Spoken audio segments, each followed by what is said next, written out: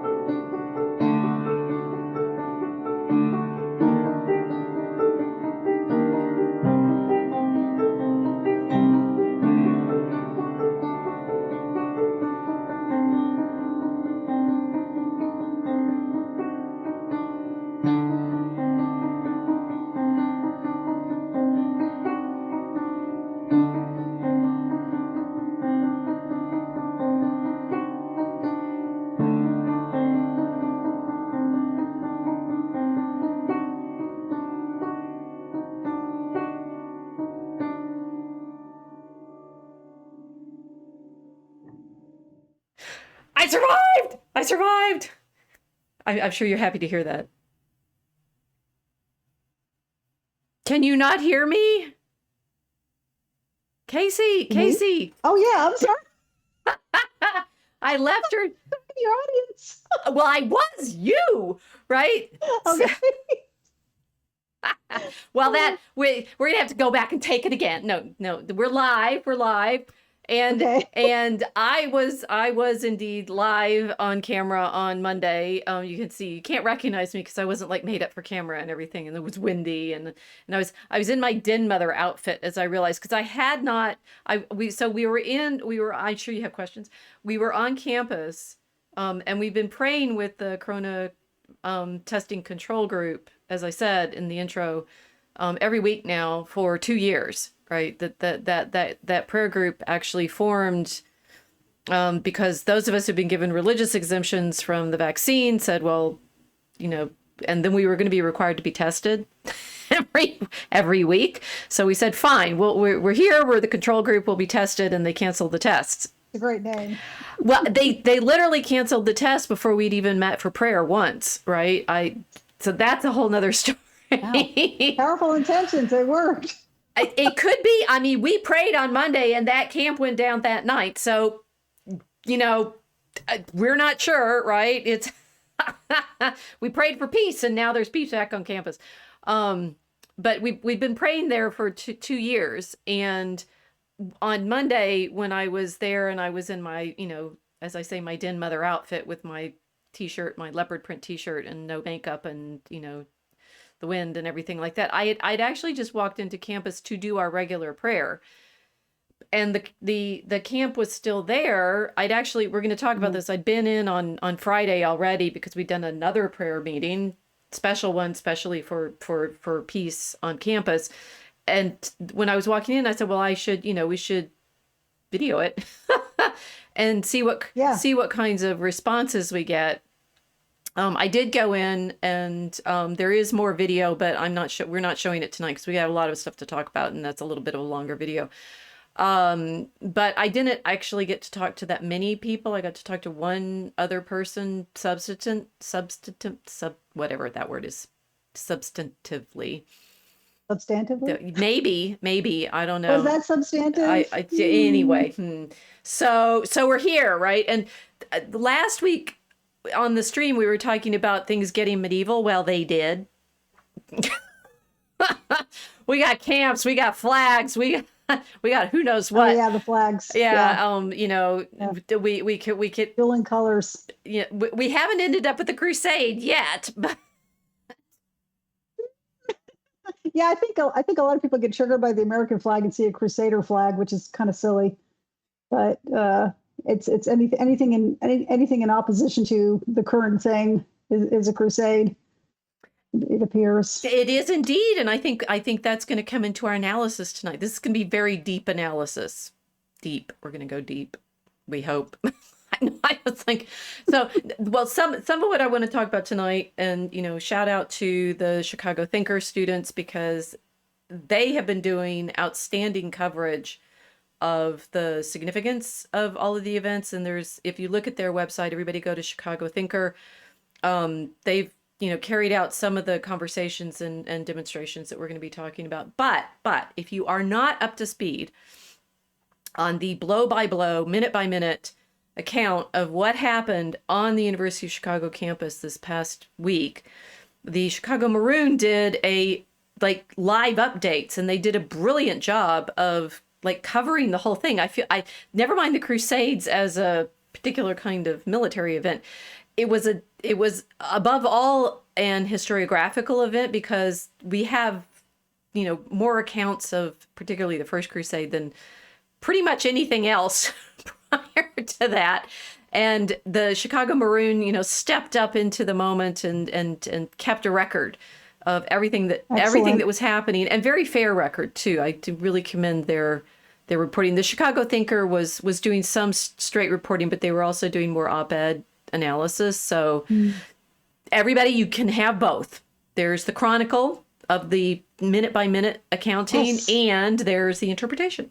Good for both of them. And that used to be normal in journalism, didn't it? Right? You had an opinion page. Right. This page dedicated to it. Now it's like the entire thing, it seems to be opinion. So good for them. Good for them for doing both and making it obvious. Well, and the Chicago Maroon also carried some op-eds. I'm in a signature on one of the letters because the faculty got involved through all of this for the last. I mean, I can say we haven't had this much excitement on campus since COVID, which I'm also wondering about what was going on this past week. But it's interestingly, here we are going to do a stream about it and talk about it.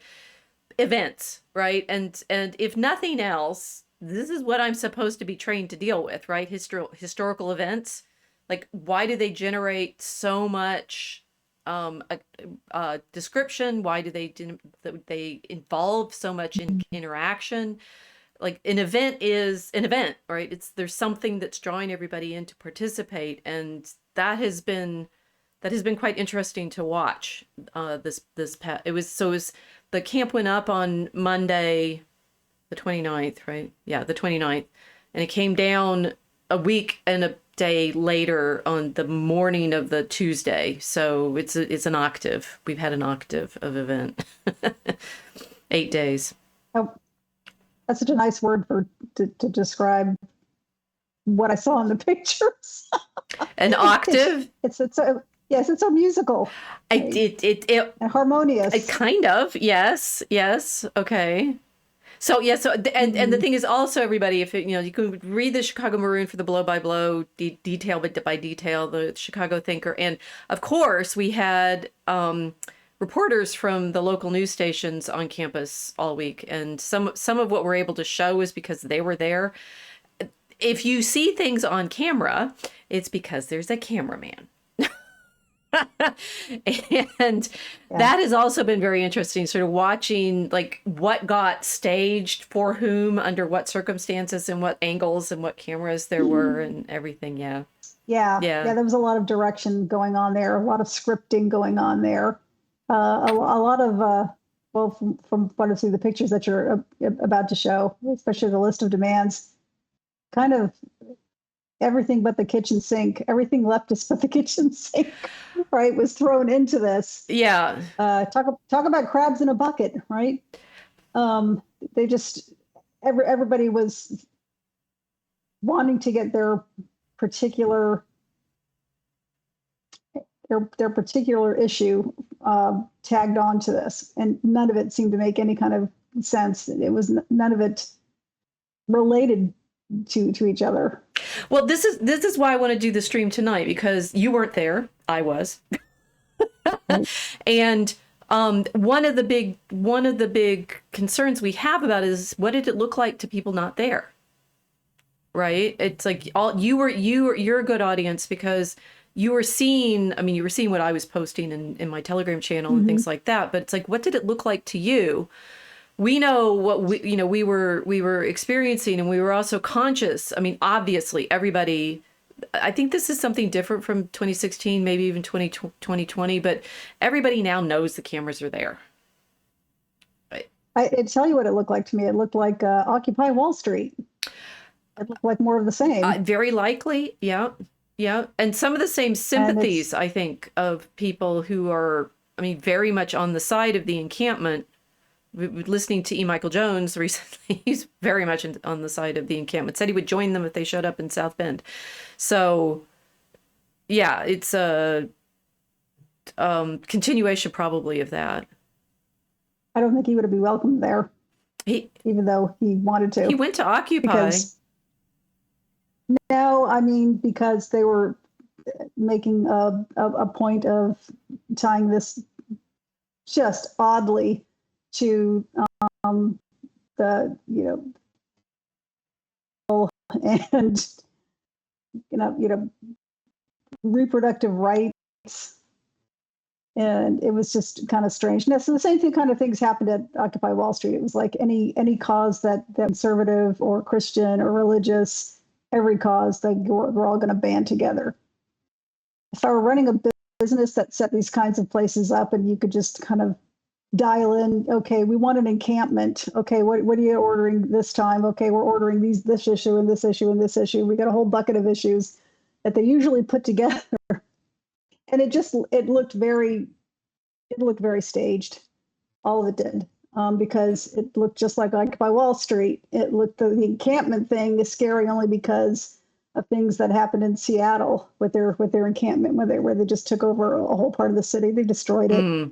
Done. It is done. I mean, little kids, teenagers got killed because the people occupying it were LARPing as police officers, and it was just ugly. So yeah, I could see where that would be scary, but because kids are going to be allowed to get out of hand, and the police in Chicago didn't allow that, and I'm glad they didn't, because people can get seriously hurt when other people pretend they're in a revolution, and it is pretending.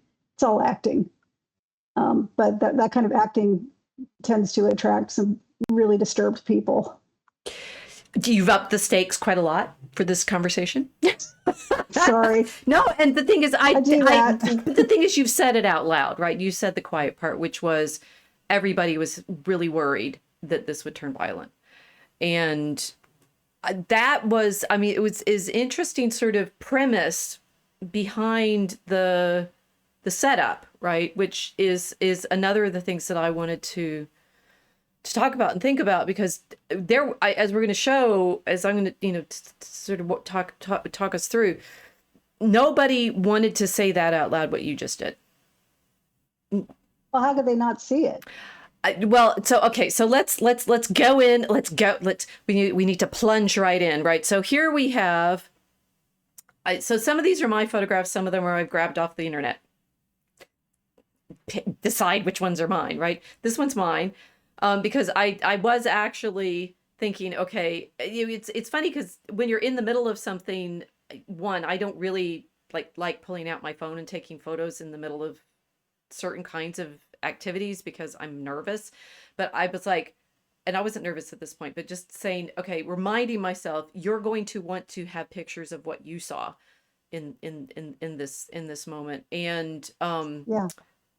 but then of course it's like, just as with saying the Maureen was chronicling everything minute by minute, there's so many pictures out there now that you can, sort of, what is it they're framing, what is it you're seeing, and such like that. So this is just, we have in the middle of the campus, there's what we call the quad, although it's not really quadrangle. I guess it's a rectangle. It's not a square. It's a more rectangle. And there's a circular sort of drive walk. It used to be a drive. Now it's a paved walk around it. So it's literally a circle and a square. Ha ha. Already. We're in a circle. Already super symbolic. And then the circle is crisscrossed by two walkways, right? So we have like, we were talking about our Washington DC city layout, right? There's a lot of symbolic architecture already available for this experience. With the difference from Columbia, which is where I was a graduate student, so I was actually watching with some trepidation what was going on at Columbia, because I know that campus.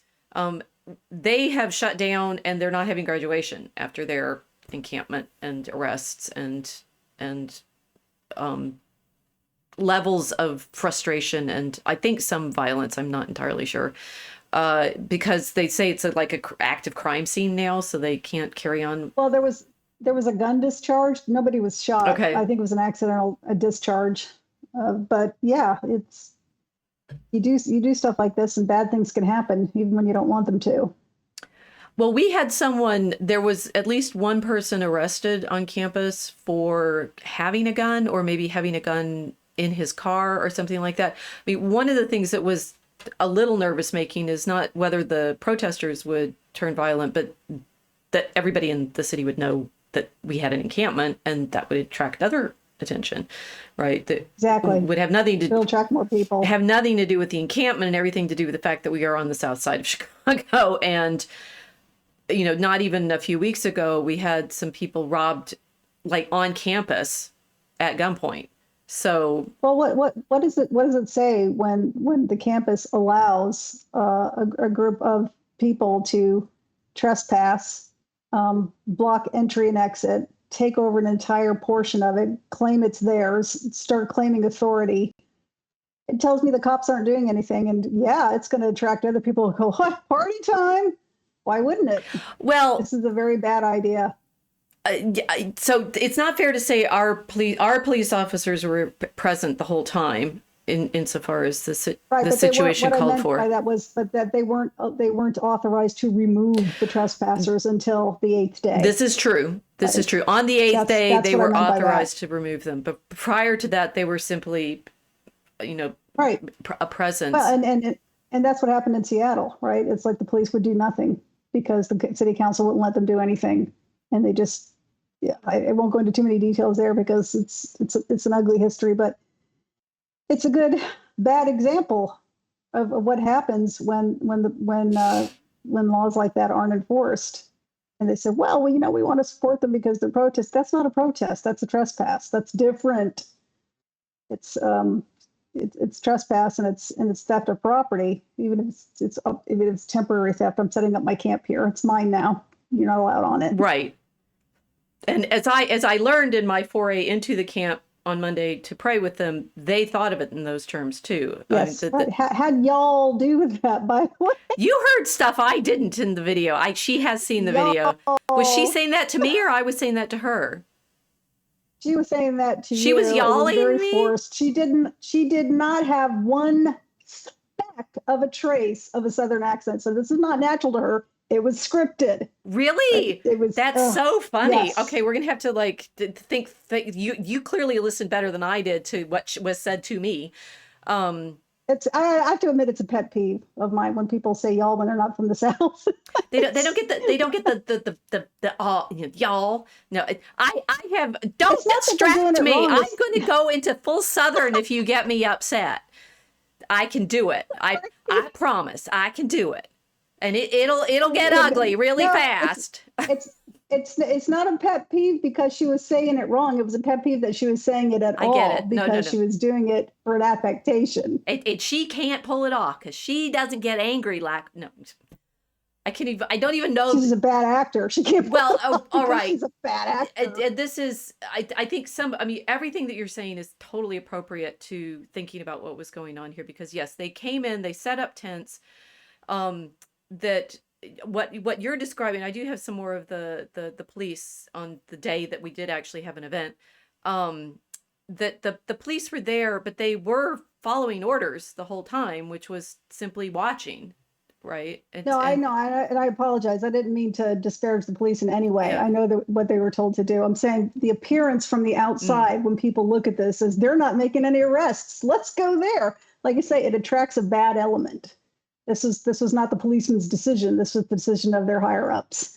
But what it looks like to the outside world is, oh, look, the cops want to arrest us. We can go rob people. We can do other bad things. So I am glad they were finally allowed to do their jobs and take it down. Well, so the person they arrested in the middle of the week was clearly not with the camp, I think, or it was. I mean, my guess is it was. We get regular safety reports.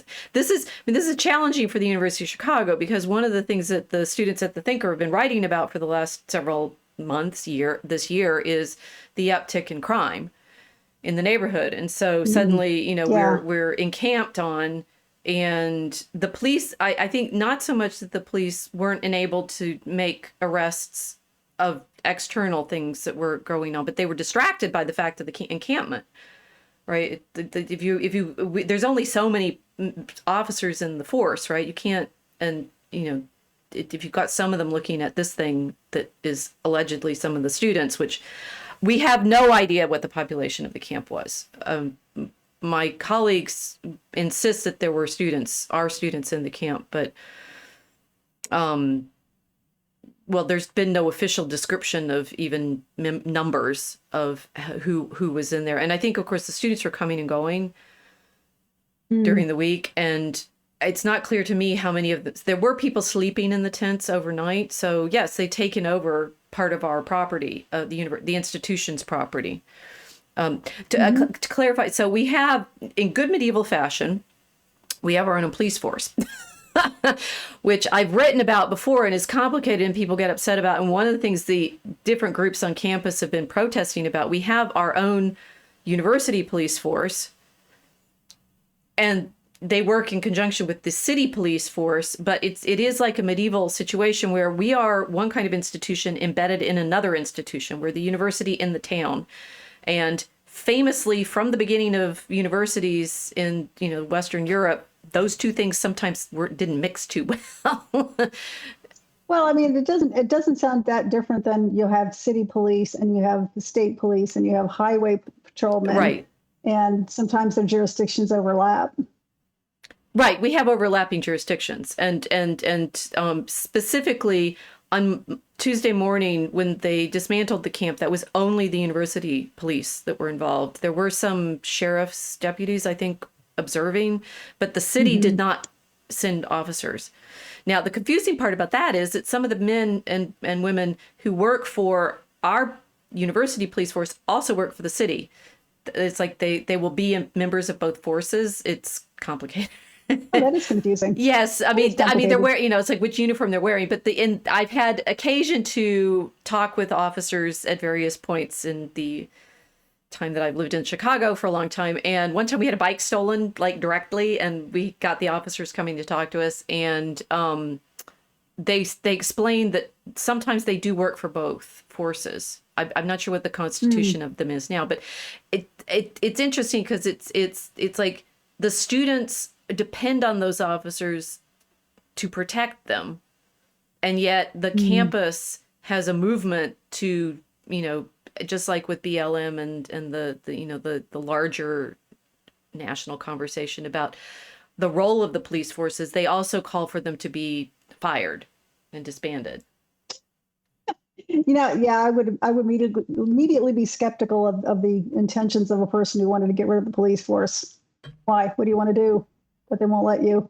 Well, there have been complaints in the last few years of the police officers mishandling people on the university police force. So this all feeds into it, right? So you have the encampment, which is made up of people who, we're not sure how many of the people belonged at the university, how many came in as outside organizers. It is abundantly clear that this was coordinated.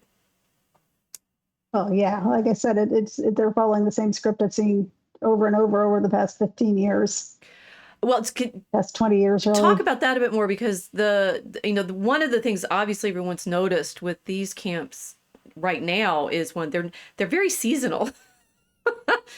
Seasonal. Okay, they want to do it in good weather. Have you had good weather? Well, this was kind of biblical. So they dismantled the camp on Tuesday morning, and the protests continued out in the street for a while, and then this enormous thunderstorm squall line came through, whoosh, right? And I think everybody left after that, and happily they were no longer in their tents, because they would have been completely drowned. And then a few. They say I'm already getting skeptical that somebody in charge of this was looking at the radar, going, well, okay, let's. It's coming. Now. Well, no, I mean they started the dismantling at 4 a.m. and the big thunderstorm came at 10 or so, and then another one came through that afternoon at 2 with hail. Right? So by the end of Tuesday, the campus was like one giant puddle. Well timed, eh? Well, that probably helped clean it. Yeah, it did. It did kind of wash things away. But so to go back to it, good weather otherwise, right? It was nice and warm for the week that they were out there, and it didn't rain much. One that obviously so the premise of this occupation was they're protesting the Israel's action after October 7th, the Hamas attacks of October 7th, right? That was in October. This is now May. Yeah. And they've been, the Students for Justice in Palestine have been putting up displays over the whole year, right? They've had a variety of different kinds of ways of drawing people's attention to the situation, but the camp only came now when it's warm. It didn't happen in January. Yeah. Or February, or March. Well, March was spring break, but it rains a lot, right? So, but the thing is, that's true of all of these camps, right? They're all now, they've sprung up on all of these campuses, all at this, all pretty much at the same time, this sort of ripple effect of organization. And you're saying this looks familiar to you. Well, yeah, it started with Occupy Wall Street setting up their tents and their camps, and this is a police-free zone, and horrible things happened there, which I don't want to repeat. But horrible things happen when you get rid of the police. But that's why the people saying get rid of the police want to get rid of the police. And this doesn't really have all to do with justice. There are maybe 1 out of 10 people say, no, this is a matter of justice. And I disagree with them in how they should handle that. But I think the 9 out of 10, they just aren't up to no good. But it's all the same types of things going on then. And it attracted a lot of idealistic people who were surprised to find out how dishonest a lot of their fellow campers were. It attracted a lot of violent people, and it attracted a lot of opportunists too. But what I saw in the pictures at the University of Chicago was, of course, a much smaller scale, but it looked like the same types of tactics. And it was the same types of issues that were being brought up. It's like, now why we've got your attention, we want these things too. Yes, and we do have a list of their demands to show you further on. I want to think, so the camping of itself is interesting. So I'm showing you pictures now of the camp on the first day was quite a few tents to go up in one morning, to be fair. But over the course of the week, more and more tents showed up, more and more stuff showed up, right? So we ended up with barriers and fences and signs. And by the end of the week, there was a food tent. And one of the... See, that's Occupy Wall Street. The chefs in New York City were providing food because they cared so deeply, And then at one point, they didn't want the food being given to the homeless because they're not part of our community. If almost were showing up going, I'm hungry. Can I have some food? Like, no, go away. Right. It just looked, it was a bad look. But anyway, they had the same things. Well, there. they did actually have a poop tent this time. Apparently, I did not go in the poop tent, did not check this out, but apparently with kitty litter to... Probably, oh. This may be apocryphal. I cannot verify from my own. I saw the sign for the food tent and I saw people eating food. And one of my colleagues, so to tell you, to set up some more of this, right? So we have the camp on campus in our quad by the administration building, right? Our campus is different from Columbia, which since I've attended both schools, I have a feel of both both are like. I guess I attended Columbia. I teach at Chicago, but Columbia's campus. We're both in big cities, right? We're both in not downtown neighborhoods, but kind of like suburb neighborhoods in the old city form, right? So Columbia's up in Morningside Heights and by Harlem, and we're on the south side of Chicago. Columbia, however, is built on some hills, so there's some structural parts of the campus that make it like easy to get people trapped. There's a big staircase that stairs are more perilous than flat for crowds and things like that. So that's one thing. And then Columbia campus is actually, they both look square, right? But Columbia campus is actually gated. You cannot get in to that center area without going through like two, 3, 4 gates. I mean, it's gated in the sense that there's walls or buildings at street level, and the only way into that central area is through, how many gates are there? There's 2 on the main sort of east-west axis. It may be the only way. So that's a problem, right? Because that means that it's structure architecturally much more fraught if you're caught in the middle of Columbia campus.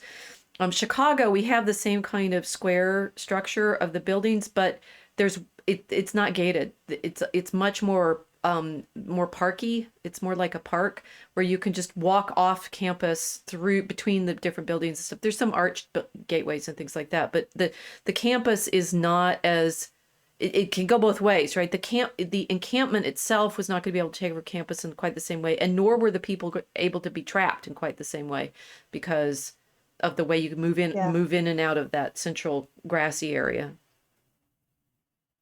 Well, I could see how there would be a nightmare for that. Columbia would be a nightmare for the police in a situation, right? Because it's, I mean, they're in danger. You don't know if they've got weapons back there or what's going on, and the police themselves could be the only trap. Of course, I think they probably already know the layout of the area before they go in, but it's still a dangerous situation.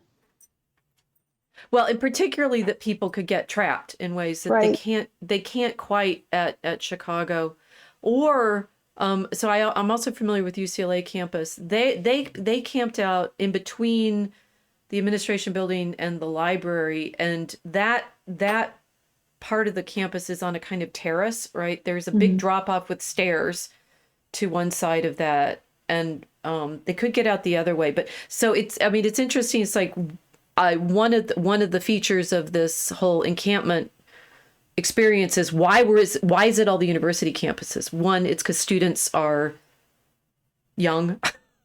Yes, idealistic and can be drawn into this sort of thing. But it's also because architecturally they have a place in American cities that is unusual, right? They're not parks.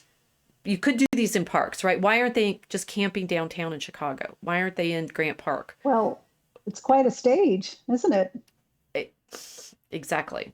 It's a platform. You've got a background and some, depending upon the university, you've got quite an impressive background. So yeah, it's a good stage. They're very much stages. They're stage. And ironically, of course, the universities are built to be this. One of the reasons that is ironic, right? We needed this is why for Columbia it's sad because they didn't get it cleared in a way that they could still hold graduation, which they hold in that space.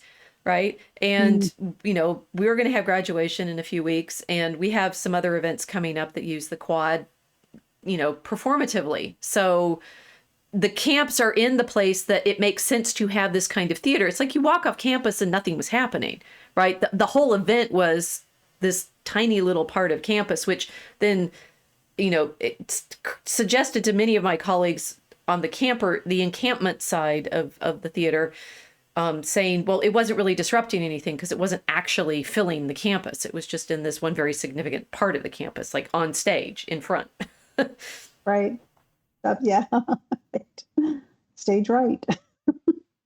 But that does mean it's like thinking, therefore, about the meaning of universities for the United States and what they are for us as institutions and what kind of things, why they become central in our imagination. They're architecturally significant because of the beauty of the buildings and the layout and the place in the cities and stuff like that. And that it's like they're designed to be the place where something significant is going to happen.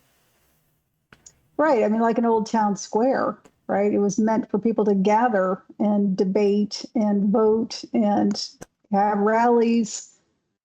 Yeah, it's like, well, yeah, it's its own town. Yes, right? Exactly. And if this was happening in Europe, this would be happening in the town square. We don't have any. I think we've talked about this before on the Ark. Maybe when we were talking very beginning, we were talking about sort of layout of cities and things like that. That the kind of demonstration. So it's interesting because the demonstration is against something that our government is doing, which is funding the war materials. Although I just saw something that Biden was saying, we're not going to send Israel any more bombs to bomb Gaza, and I'm like, what? Like, wait. No, they're going to send planes and submarines. Oh no. The universities are obviously, visible institutions of investment, right? Which is harder to, should they Occupy Wall Street was a camp next to Wall Street, right? But the actual investment funds, if you want to have us divest your funds, which is what a lot of the signs were saying, right? Divest. But this one says more in the dead, fight like hell for the living. If they wanted us to divest, why aren't they hanging downtown outside the financial district? Oh, it's not going to get any attention. That's why. Yeah. I mean, you want the financial district to not be financial. That doesn't make any sense, right? I mean, they're a tool. It's the university making the decision where to invest, or somebody connected with the university. So, it's an action you want the university to do. It makes sense to have a demonstration there. Well, yes and no, and I'm learning more about this as we go along this week, right? Because there was actually, now I've lost track of what I've read. It's maybe even an op-ed in the New York Times, I'm not sure. It's harder simply to divest than it sounds because of the way investments are done. The irony of all of this is we're actually writing a poem about it. We are. And the evils. Yeah, it's really strange time. Oh, no, it's strange. Go ahead. I'm sorry. Go ahead. No, you go ahead. It's really strange timing, except like I said, this has been happening over and over for 20 years, and if you want to go back further, it's been happening since you and I were babies in the 1960s, right? So this has been, there seemed to be a break up through the 90s and the 2000s, a really long break from the early 70s or maybe the mid 70s to the what you're thinking of in the 60s, because I'd say they had a lot of student demonstrations in the 60s about the war in Vietnam predominantly, and actually they had a lot of civil rights demonstrations, and the demonstrations against the war in Vietnam completely knocked them off the front pages. So was there a lot of talk about divestment going on? No, I don't know the specifics of that, but there probably could have been. I think it was in Patty Hearst was kidnapped by some Marxist organization, right? Or actually, they were Maoists. They were a Maoist organization that wanted her, her mother fired, and they had a bunch of other list of demands. So I guess culturally divesting was what they were after, but. Yeah, this kind of organization where you just take over a space, be it a university or Wall Street or an entire section of a downtown, and say, okay, this is ours now. This is a revolution. This is a news police-free zone, and I've declared it. That's new, right? The demonstrations on universities aren't new, but the tactics of actually setting up a camp and saying we're not moving, that's pretty new, I think.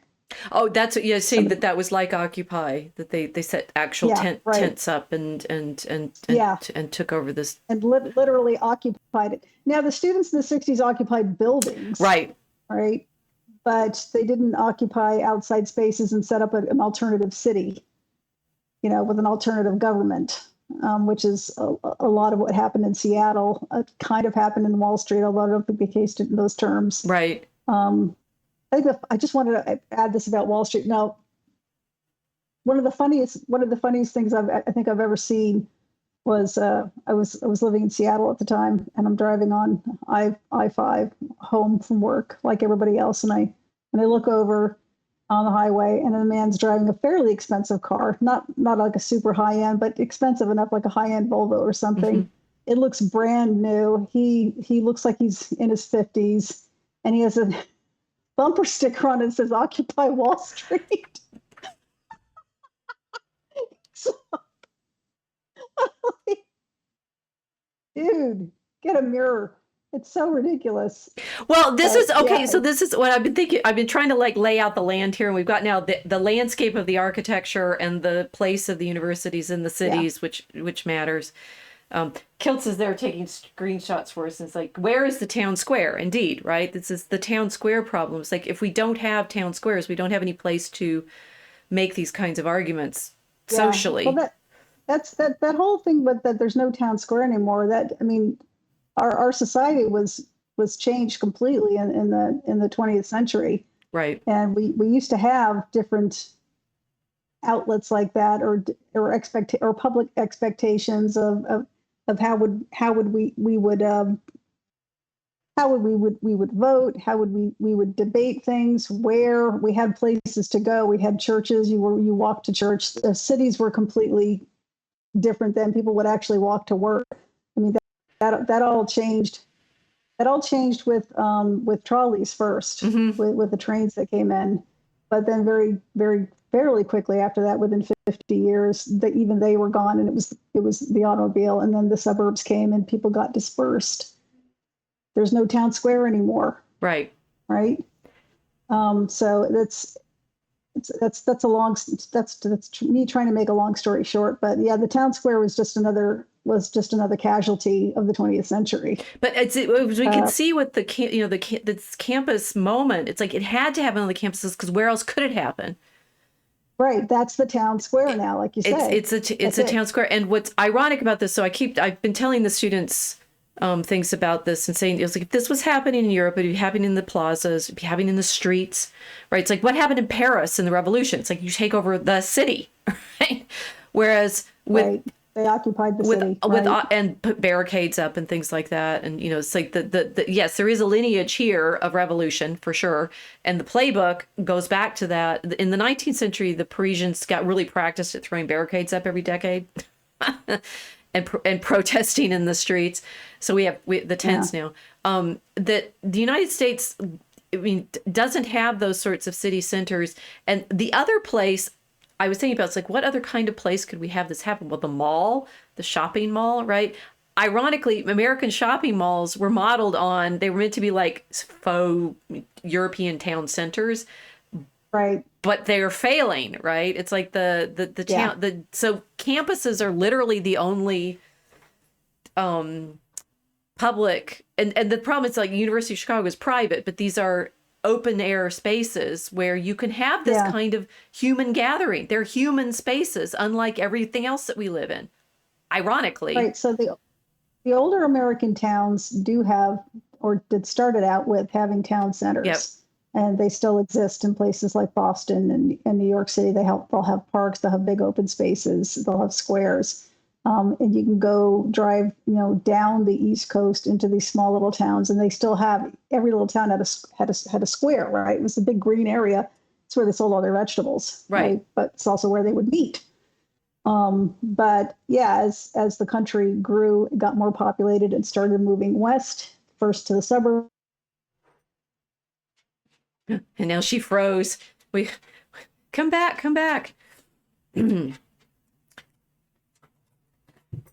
Do we have questions now? Yes, Aethers are. I'm glad you're here. So, the earlier start time, everybody begged us to start earlier, and now we have, and we're waiting for you to all join in. Vietnam deja vu, graduating tensions. Yes, all of this. I'll wait for Casey to come back. Y'all have any questions while I'm waiting for her?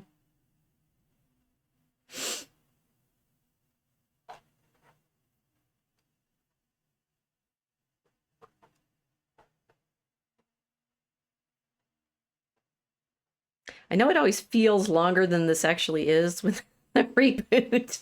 Anyway, if I had commercials, I could go to the commercial now and come back, and we could still be talking about something else. Ethers are, yes. Well, I'm glad you're here. Ethers are. Here she comes. And you're back. You can't hear me? Okay, our virtual town square is being hijacked by.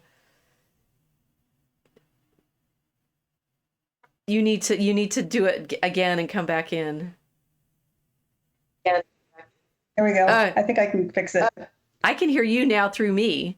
This is our usual demonstration when our tech does a demonstration of what we're actually trying to prove, which is how hard it is to have a town square virtually, right? Because we're dependent on all of this electronics, and instead of just being there physically in person, right? So that there's that physical element, and then there's the people element, which is you've already touched on some of these. You're saying that the civil rights movement had marches in the cities and towns. I think that were it was the interstates were being set up, but we still weren't completely car driven.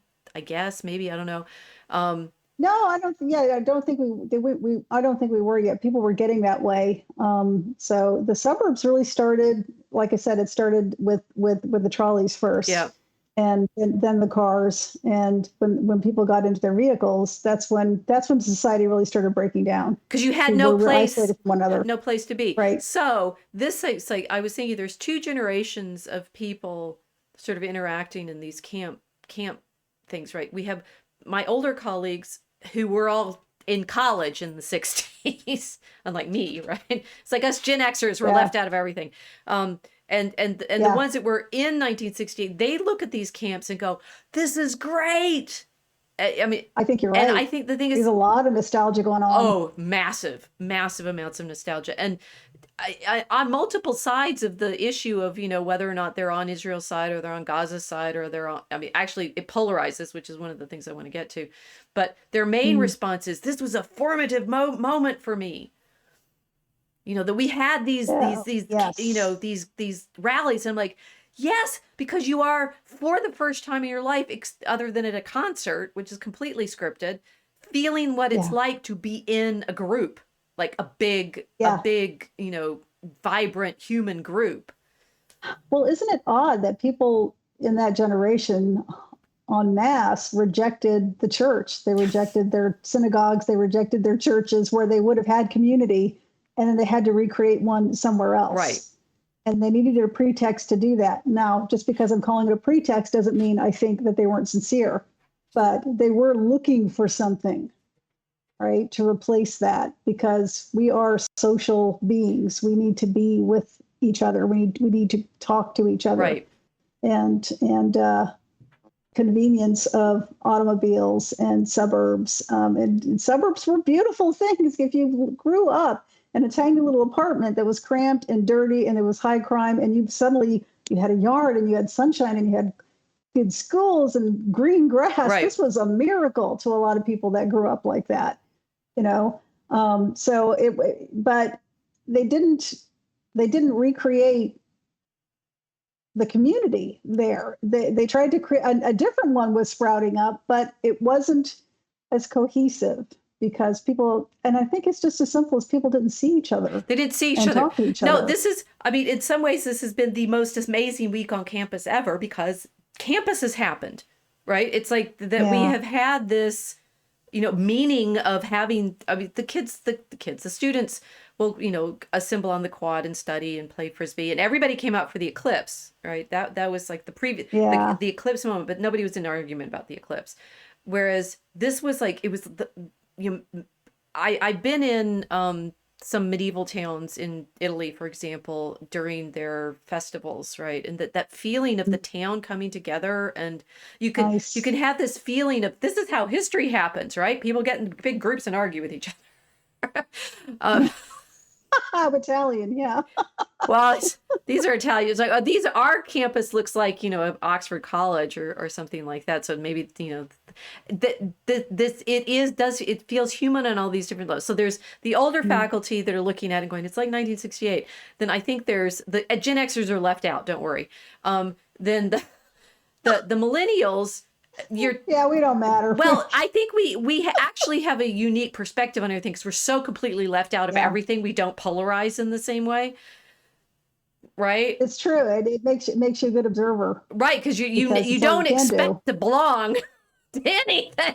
Right. You don't expect anybody to be seeking out your opinions on anything because you're young. You don't know anything. It turns immediately into you're old. You don't know anything. So there was no in between for us. And we were X'd out of that. Get it? And there was no. I mean, it's like this is watching it. It's like I think. Okay, spoiler alert. I think this whole thing is designed to polarize.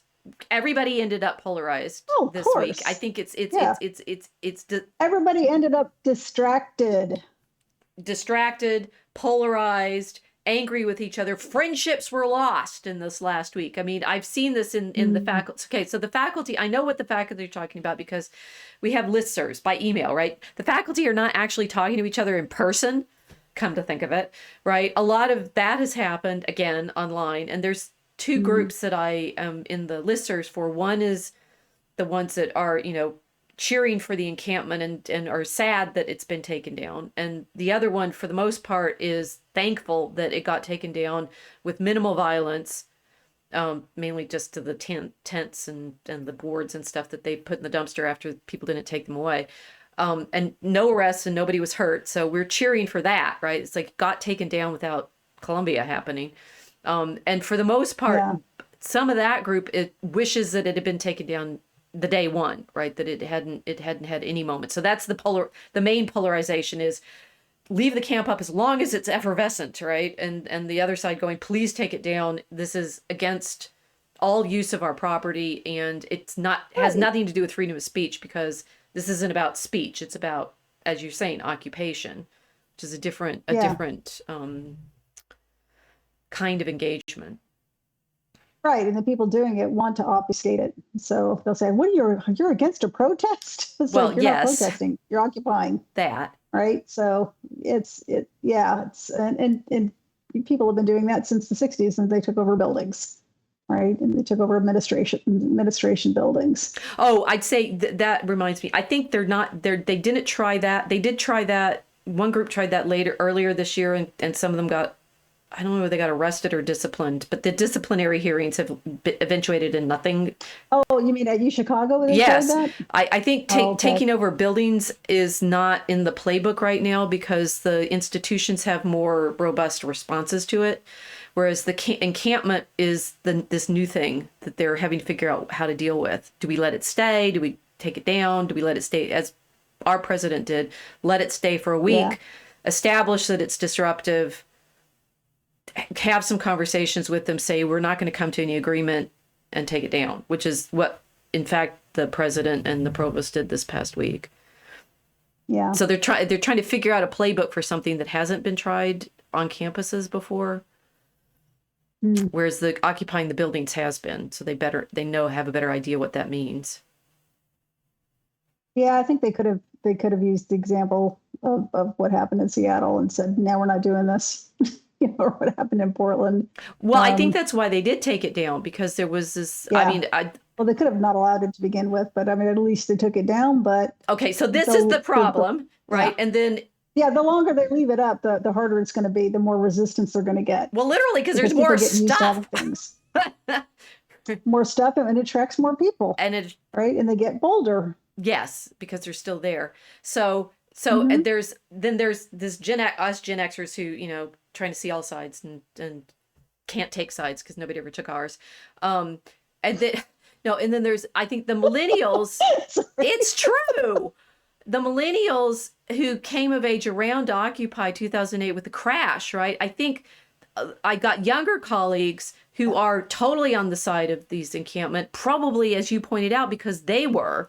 And some of them actually, no, this is actually true. We did find this out, that one of the faculty members who came out very vocally, and I think on camera and in the press about in favor of the encampments, was arrested at some time in 2009 for occupying buildings, and that, so they're that generation, right? And then we have the students who, I've been talking to, who didn't get to graduate in 2020 from high school because there were no graduations. Yeah, that was what was done to that generation is just right. It's absolutely despicable. Despicable, and the people that did it should feel shame, but they're incapable of it because they're monsters. Well, now we know whose side you're on. Over. But that's what I think. It's like Gen X and Gen Z are going like, what? And the 68, the boomers and the millennials are going, yeah, encampment.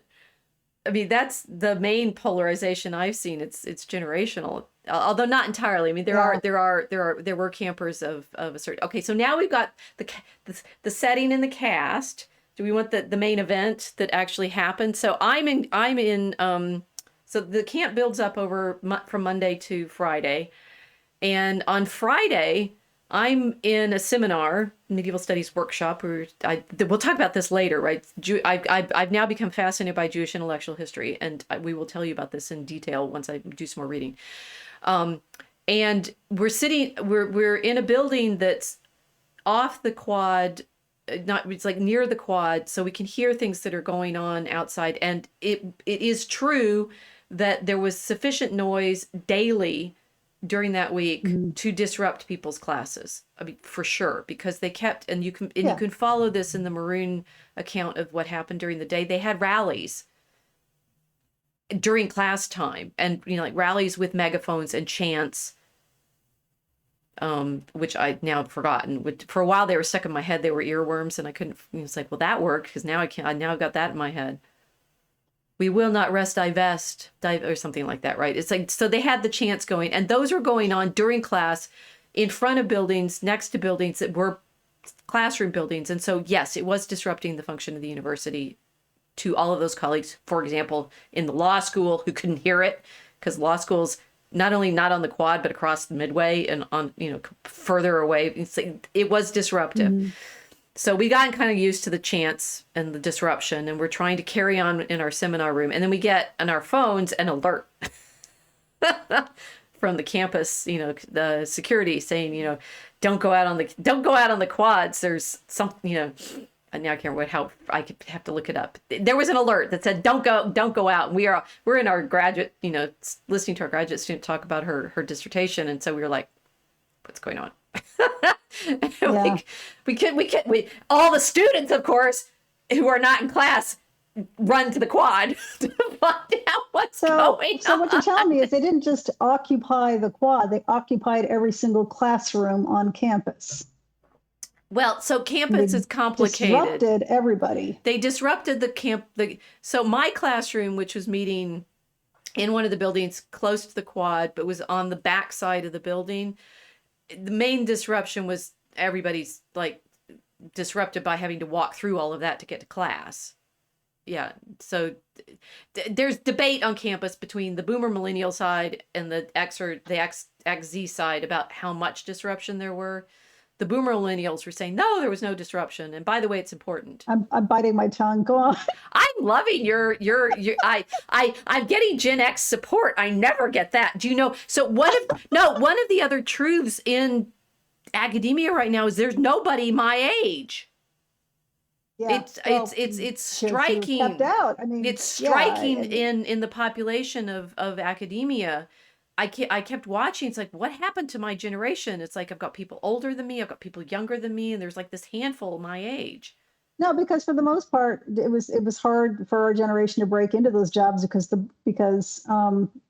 if you were like me, one of the older Gen X, right? You were, so Gen X is what? You're younger than me, so I'm older than you. I'm a little younger than you. Yeah, but I was still late 60s. Right. I was born. Right. Right. So mid 60s is when the cutoff was. So if you're one of the older Gen X, you were competing for jobs with the boomers, and they weren't giving them up. And in some cases, they're still not True. giving it up, you know? And I'm not going to say I hate all boomers. I've had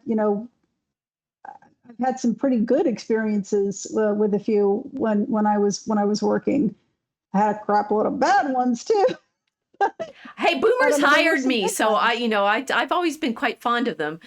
It's Well, were some of same them, here. right? You know, Yeah. it's And mentored, and right. some of them mentored me too. And Exactly. they were wonderful.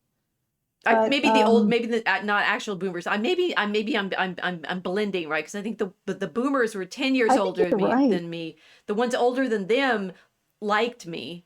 The boomers, Actually, there was yeah. So there's some yeah. generations There were missing. there were quite a few. There was some silence in there too. There Yeah. was some younger silence. Yeah, I think I was hired by in there. younger silents who actually enjoyed me, and the boomers. Right, same. I think it was the same with me too. Yeah. Anyway. No, they're in competition. They are in competition with the ones younger than them. So Yes. they're not going to be in competition with the millennials because hey, TikTok. It's a generation right? further, It's, yeah. Yeah, it's a generation further, and if they're just like you, well, you really like them, and you're going to promote them, right? You're going to promote people who are like you. But yes, and this is just yeah. the leapfrogging. Etherzar is saying that's his it's his experience too. So, Right. Gen X unite! I know we have no idea how to do it. Right. Because there's not enough of us. Our parents were the first generation that said, let's stop after 1 or 2 or 3 kids, and that's it, right? So Right. there's not enough of us. Well, and also Roe v. Wade hit right in the middle of our cohort, and right? Yeah, and the pill pill, hit, and too. yeah, For not having them, or they were putting them off till later. I mean, I had very young parents, which was just really weird, because I think a lot of the boomers have millennials or as children, because they didn't start having their children until they were in their 30s. Right. Yes. Right. So my parents were extremely young, like barely out of their teens. Right. Okay. But that was I don't think that was the norm, or maybe it was 50-50. Anyway you look at it, there's a lot fewer of us. Right. Okay, there are fewer of us, and they're actually. I mean, it does feel like there are fewer of us in academia. It's definitely affected my career, and it is affecting, therefore, the responses to these the young people, right? Which young people? And I will tell you, the ones that write for the Thinker and who are my mentees, as I think I'm fair to claim you guys. They wanted the campus back, right? They one of the things they did on Sunday night, Monday morning, was put up a petition on change.org to say, please, shut this down, give us our campus back. We want to study. We want to graduate. Right. We want, and they, say, and they're sitting there going, we didn't get to graduate in 2020. We had high school graduation on Zoom. We want graduation this time. Yeah. Yeah. The 4-year cycle is curious. Anyway. Okay. So, we're sitting in the seminar room, get the alert, quad gets louder. Right? But the alert came at 12:30, and the seminar didn't end till 2. So by the time I came out, this is what I saw. Right? There's flags there's American flag and an Israel flag on the poles. There's people. There's a perimeter around the central circular part of the quad of people in yellow vests, which apparently are hired security people, the Allied security people. And so I'm like, oh, gee, my goodness, what has happened? Oh, and there's more flags. There's like American flags everywhere, which had not been there when I went in. They snuck them in. Had not been there when I went into the seminar, right? So I'm like, what's going on? What's going on? And I'm walking around until I can, start realizing, oh, well, okay, so there's the perimeter flags, and then there's down the middle pathway of the quad, the police. Right? In a line, and they're just standing there. And so I'm going, my goodness, what happened? And of course, then I start recognizing my students in the middle, and I'm saying, let me see, what do I have next? Oh yes, here's one of them. I'll get back to him. Right. So we'll go back to the flags for a second. right? So the flags, and I'm noticing my students in there because I'm wondering, do I know anybody? And then they come up to me, and I'm like, oh, hi. And I had to walk into the center. One of the security people came over, and she's saying, no, you can't go in. And I'm like, yes, but I'm their professor. And she's like, but you can't come in. And I'm like, but I'm their professor. And they came over that she's our professor. And the allied security person said, and I said, I'm invisible. So, happily, I was able to, because they were supposed to keep people from, they didn't want any more swarming into the middle part of it. But the ones that were in there were able. So, and then I realized going, from the flag part, that there is in fact this line of officers keeping the two groups apart. My goodness, what had happened? Right? Good question. Yeah. Or what's about to happen. No. This is the aftermath, right? This is like, you're driving along the freeway and there's a wreck and the police are all around it already, right? It was a wreck. There was, no, there was a moment, right? And what's interesting about it, it's like everybody, so there's been a lot of reporting about what happened on Friday, and we did ourselves proud as the University of Chicago because all of this drama and event happened. There were some people that were bonked on the head with boards, at least one I saw in a video, but none of the people carrying the American flags did anything other than say some nasty words to people, including, why I don't have a mask on, why do you? That's nasty. Well, and he used some other colorful epithets. which if you follow my X thread, you will find that one of my colleagues in the sociology department accused me of, who knows what, right?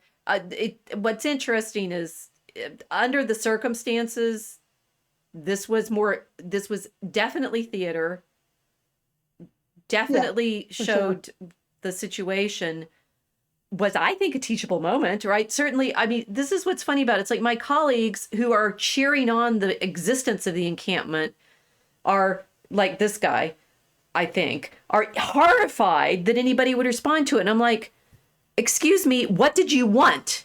You've set up an event. You've set up engagement. You've claimed that you want something, right? What is the something that you want? And what? Well, go ahead. They didn't want dialogue. What they wanted was you to do what you're told. And people showed up and said, "No, I'm not going to do what I'm told." And they got a little furious, and somebody tried to upstage them, to steal their place in the spotlight. I think it's just upstaging them, frankly. Right. Yeah, I think it's exactly. So what the thing is, I don't know. Right. It's like I'm certainly having conversations across my life, relationships with people who disagree with whether or not the camps are a good or bad thing. I think they're simply set up as a trap for the students, to get involved in stuff. Right. As it's like, I think I was very concerned for the students in the camp that things would escalate. In whatever way they did. I did not want things to turn into what UCLA, some bright young things decided it was appropriate to throw stuff into the camp, and then people were getting hurt. And Columbia, they ended up with so many people in the campus that the arrests and the clearance were quite complicated. I didn't want it to escalate up to that point, and I do not believe for a second that the organizers of the camps have the students' best interest at heart. Zero. Of course not. No, the students are tools because they're young, they're idealistic. A lot of them are very compassionate and very passionate, and that's a resource for them. They want to get something done. They'll just set up a camp there. Columbia had, 50% of the people involved in that weren't students. Well, certainly of the people arrested, they weren't. Yeah, it attracts anybody who wants a bit of action, who has an axe to grind, or who just wants to make trouble. Well, I think it's more organized than that. No, it is organized, but it will attract. I mean, part of that organization is as you said, they're looking for the type of people that will be attracted to joining this, right? And they didn't much care what your issue was. It didn't have to just be Israel-Palestine. Oh, right. No, I mean, a bunch of other stuff in there. So they were hoping to attract other elements. Was it a trap? Were they hoping to attract a bad element? Yeah, probably, because that gets you more press, right? Because Well, I that's what think it's all about. it's getting the press. I have not figured out yet who's trapping who. I know the students are being used as bait. That I know. Oh, and yeah. and you're right that, you know, I've been saying we've had demonstrations over the course of the year from the beginning, right? The Students for Justice in Palestine have been an active force on campus for some time. They've been putting up posters and things for years. David Horowitz has complained about that, right? That we didn't take them all down instantly and stuff. So we've had this debate going on campus. We've also, you and I have talked about this, like within my own, my colleagues who actually think hard about all these issues. I've had people on every single side, right? We've got John Mearsheimer saying the Israel lobby is a problem, and other stuff about Ukraine happening. Rashid Khalidi used to be one of the members of my own department in history. He's now at Columbia, right? He's written on Palestine. His family is from Palestine. He's like complained for decades about the relationship between Israel and Palestine. You and I have talked about Peter Novick. We have, many faculty from Israel, many Jewish faculty. We've already been having this argument. It's disingenuous to claim that we've never talked about things just because the camp showed up, and that having the camp or not. Well, I think it's some of my colleagues who like the fact that the camp was like, whoa, now we're finally talking about it. I'm like, where have you been? Oh yeah. That's absurd. Yeah, of course. Yeah. It's just nostalgia. Either they miss it or they missed it and wish they hadn't. Yes. Well, and I think the feeling of being in the event, which is what we're showing here in the midst of the police officers and everything, is life, right? It's like, I want to be able, not just, you sit and you read and you sit and you read and you sit and you read and you sit and you read and you sit and you read. It's like, can I do something? I do absolutely understand the desire to be human in the engagement with, like, what do we do with speech but motivate each other, right? Right. I get the anthropological sense of, can we be like agents in the world? So absolutely. And also one of the sort of religious elements, the sort of anthropologically religious elements, is the experience of being in the camp. Like, they were having parties and dances. It was a bit muddy, so I'm not sure they're dancing, but they were music and speeches. They got grown up, big fancy, prominent aged grown-ups like Jesse Jackson to come talk to them. You feel like you're in a meaningful moment. I no doubt whatsoever that is compelling for people. And of course the students, they're young and they want to be good people. They want to help people. They see, they've been watching on TikTok people being pulled out of rubble in buildings that have been bombed, and they want that to stop. Totally understand that. Yeah, they want that to stop. They certainly don't want to, against their will, be forced to pay for it. I don't think most of them are thinking about the money. They want us to stop paying for it somehow. The parents are. That's what I mean. Well, that's what I mean. It's like your tax money is going over there. It sounds very distant, but like you say, when you see these pictures, it's not. This is what your tax money did. This is what Congress just did. Right. Because they're funding it. Well, and so the other layer that I was realizing I wanted to say about, so with 1968, they did occupy some buildings. They're not quite doing that now. In 1968, all of those protests are against the Vietnam War, which one of the things I've been reflecting on. Of course, my father served in the Vietnam War as a surgeon in Thailand, stitching people up. Served for the VA for the rest of his life. We have a flag from his funeral of, the American flag, which is going to come into the story in 3 minutes, we promise. Those protests were, I think, against the draft as well. So it was also people that were worried about being sent to fight. This group doesn't have that because they're not being drafted, but there is the anxiety about how far are any of these things going to escalate. Although I didn't hear any of that concern. It was mainly they were feeling like they could be shields, right? If they could if they could yell at us enough, divest, divest, we will not rest. I can't remember what the chant was. That they could throw themselves in front of the bombs, in front of the. I think what you hit upon was that they want to do something. They must know it isn't going to do any good, at least not their very small part in it, but they feel like they've accomplished something because they're passively watching this happen. They're motivated to do something, just do something, do anything, right? I'm gonna pick myself up, walk out the door, and I'm gonna stand here and I'm gonna chant because that's at least doing something, right? Now they don't understand how this is going to be divested. It's just like, oh, just don't invest in any of those things. It is kind of ironic this happened at University of Chicago because I think they were pretty instrumental in creating the bomb, weren't they? The atom bomb during the 1930s. Oh yeah. Yeah, that's when the atom was split. It always shocked me that they split it underneath the University of Chicago. I'm like, what if there was an accident? Well, so they didn't. Okay, but I watched Oppenheimer this weekend, so I'm sort of thinking about that. Yeah. And they did not film it in Los Alamos. I'm here to tell you, they broke it completely for me because they're filming it in Ghost Ranch, which is a completely different part of the mountain ranges. I know because my dad's brother-in-law worked at Los Alamos, so I grew up going to the bomb museum, right? And then I end up working here, and we have we don't have the bomb museum here. We have the Henry Moore statue of the explosion, which is next to the library because the library is on where the land where the stadium was, and the Fermi did his controlled reaction experiments in a quote unused part of the building under the football stadium, which is like next to the library where they should have been studying. No, it's we are I mean,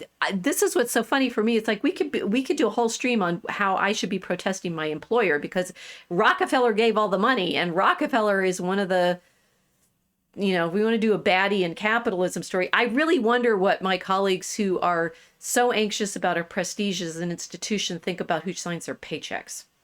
Because we got to do a stream just on Rockefeller, just on him, because that would be fascinating. No, but the irony of all of this, it's like suddenly now because the camps show up, we all got a conscience. I'm sorry, you accepted your job here in the first place, guys. Right. So because there are definitely people on the pro encampment side that are very that nobody's anti-Jewish. Let's be clear on that. There's some that are definitely anti-Israel blowing up Gaza right now. And that is it's interesting which lines of one of my very senior colleagues made a very long and, eloquent argument in one of the listservs today that I would have been kicked out of editing jobs for because I said it on the blog when I was saying the United States has been involved in these kinds of things. And he worked on North Korea. And guess what? He brought in all of the examples that I would. I wonder why I know those. So it's interesting. It's like who says what when and gets us in trouble for saying the things that everybody knows, but we're not supposed to put together. Yeah. Which made the event, which we're still getting up to, even more interesting because it was over the flag, right? It was over the American flag. Okay. So on Friday, I got my prayer group with my little sign. And I went in with my sign without videoing at that time because I improv all this stuff too. And I invited people on Friday saying, we're going to pray. We're praying for peace. It's us, right? So what group are you? And I'm like, with the corona testing control group. And they're like, what? This strange old lady with a sign, right? And it's like, who are you? I'm like, Gen X. I'm on nobody's side, right? So we'd invited them. We had a really nice little group, maybe 12 people, 10 people.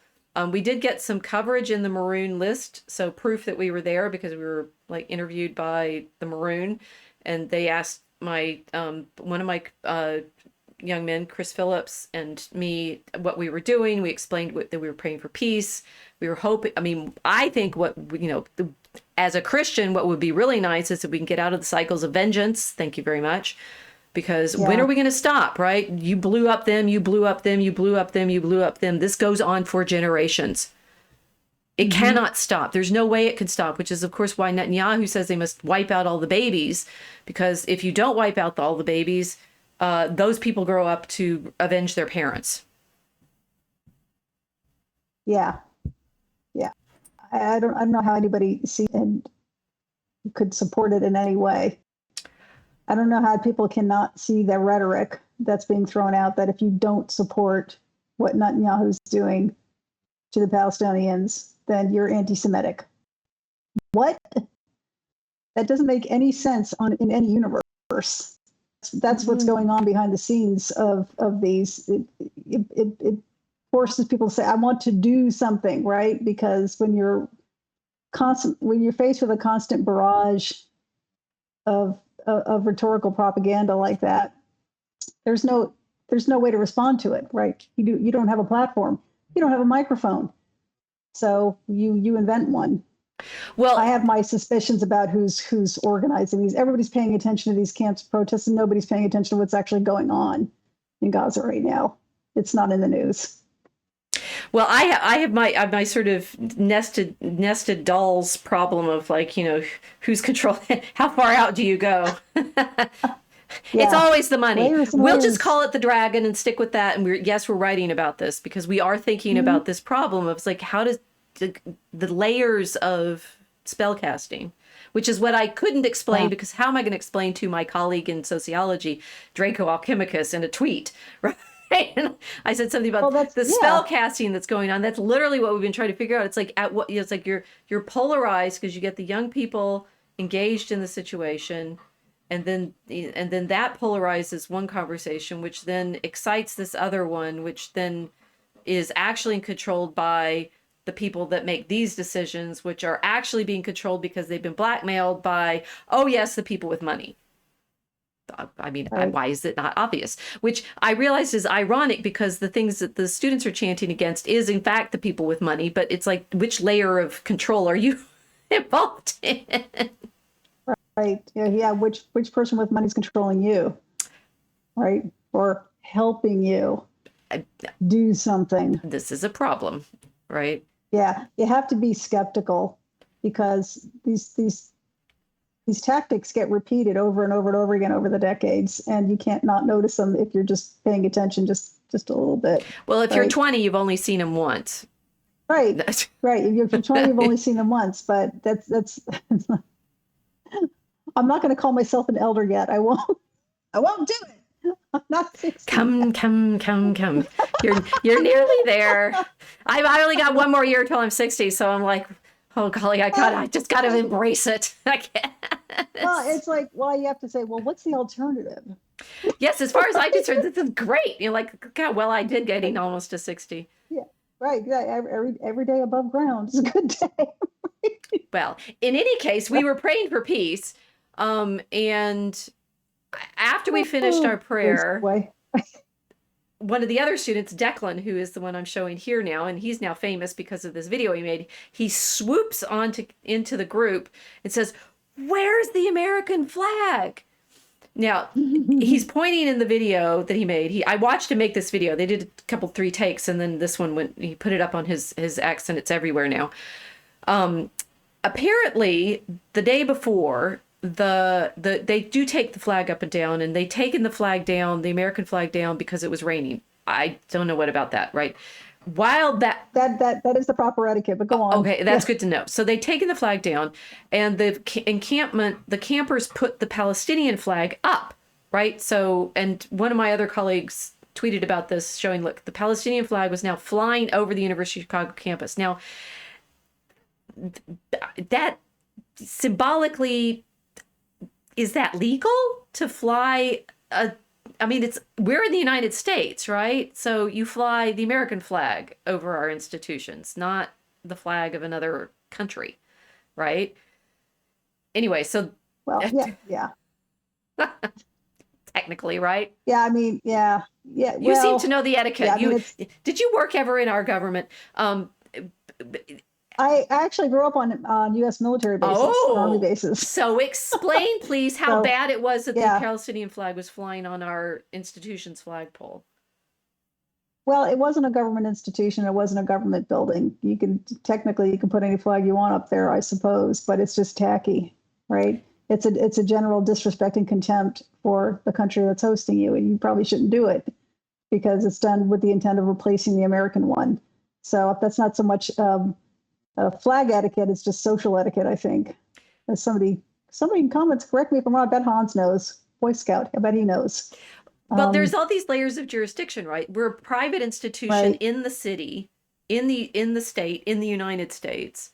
It's completely medieval in that sense. It's like, whose law are you under at which point in this situation, which was pertinent to the Corona testing control group, because the reasons that we had to keep wearing masks, and this group, the Chicago Thinker, did most of the coverage on the problem with our mandates and masking and vaccine requirements and such. Was that the university was being pressured, even though we're private, being pressured by the city, being pressured by the state. Illinois kept a lot of its mandates and requirements longer than Texas was. I kept visiting Texas in the midst of all of this because of my family, and different requirements there, right? Because it's a different state. So yeah. Yeah, well, the flag etiquette requirements are it's federal, so it's all 50 states. But yeah, it's not like every flagpole's under federal jurisdiction. It's not. And because I've had this fraught, institutional relationship for a few years with my, not alma mater, that's Columbia, because there's actually a statute that says alma mater on campus, with my employer. It was funny because I'd never really thought about American flag, right? Why it is or it isn't. And when Declan showed up, he was so angry. He's like righteously angry. And he explained to me yesterday, he was actually surprised that he was. So it's like, where's the flag? And we also went, yeah, where's the flag? Why isn't it there? What does that mean? And suddenly, talk about the lesson. We've all had a lesson now, and now we get it, right? So, which to meditate. One of my colleagues wrote a very nice letter to the president saying, we need it back, right? I hope I can quote this. This was a private letter that he sent, but it's like, the American flag needs to return to the flagpole next sunrise. We must keep the United States flag flying above this protest. It symbolizes the freedom of assembly and speech. And I'm like, oh, that's beautiful. He's right. That's beautiful. Yeah. The flag also represents representative democratic decision-making. The elected U.S. Congress recently authorized funding to the state of Israel. Flying the U.S. flag at Chicago by no means endorses any decision made, just the process. And I'm like, oh my gosh, he's totally right. It also represents the rule of law, not vigilante justice. The flag reminds everyone under that they will face justice in court if they break the law. It protects protesters from those who would attack them, and it constrains how much force police may use. I'm like weeping by this point, right? I just visited it's pretty beautiful. Still my colleague. I just visited the original Star-Spangled Banner. Francis Scott Key took courage when he saw it still there. UChicago needs to be the land of the free and the home of the brave, and this symbolism is important. Yeah. Yeah, it is. It's our home. At which point, the guys showed up. Right? Okay, so now this picture everybody's seen, right, of the guys with the flags, and one of them's Chris, who was with me at the prayer group. One of them is Mitch, who's one of the Robson, who's one of the Chicago Thinker writers, and the man in the middle is Arthur Long, who was one of the speakers at the COVID conference, the COVID awareness conference that Chris and another of our friends, Tyler Shasteen, organized last year. Arthur was one of the students who had, he's a football player, asked for exemption from the vaccine requirement because he'd had COVID, and he got locked in his dorm room by our process over all of this. And he spoke last year very well at our conference, saying like what he had been up against from the institutional requirements over the vaccination mandates. And here he is holding the flag saying, lovely. I've been explained to me now that he gave a little speech before this saying they do not have a monopoly on our campus. We're going to put the flag back, right? Because the camp was basically around the flagpole. And so what they were going to do, what the guys wanted to do was take the flag and march to the flagpole and put the flag back up, which actually physically they couldn't because the halyard had been cut. Right. I read that. There was no way to put the flag back up, but I think they were going to attach it to the pole, or it's like they're saying, look, the flag needs to be there. And after I read this, what my colleague wrote to President Oliver Santos, I'm like, it does need to be there because otherwise we have no law. We have nothing protecting us. Now I'm going to get all sweepy, right? Nothing protecting us from the mob. Nothing protecting us from the claim that just because we scream the loudest, we get to decide what happens.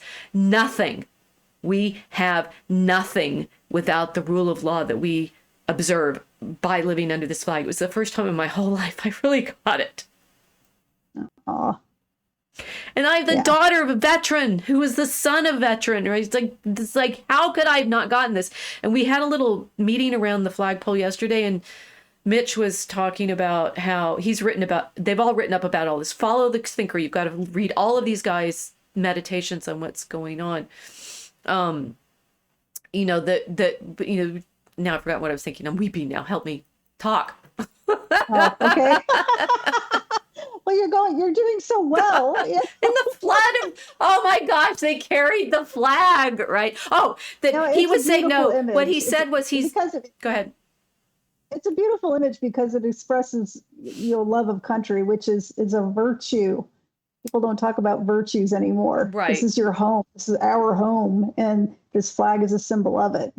Not only everybody that came before us, but everybody that will come after us. And that's why we revere it. And that's why we protect it. And that's why we fly it.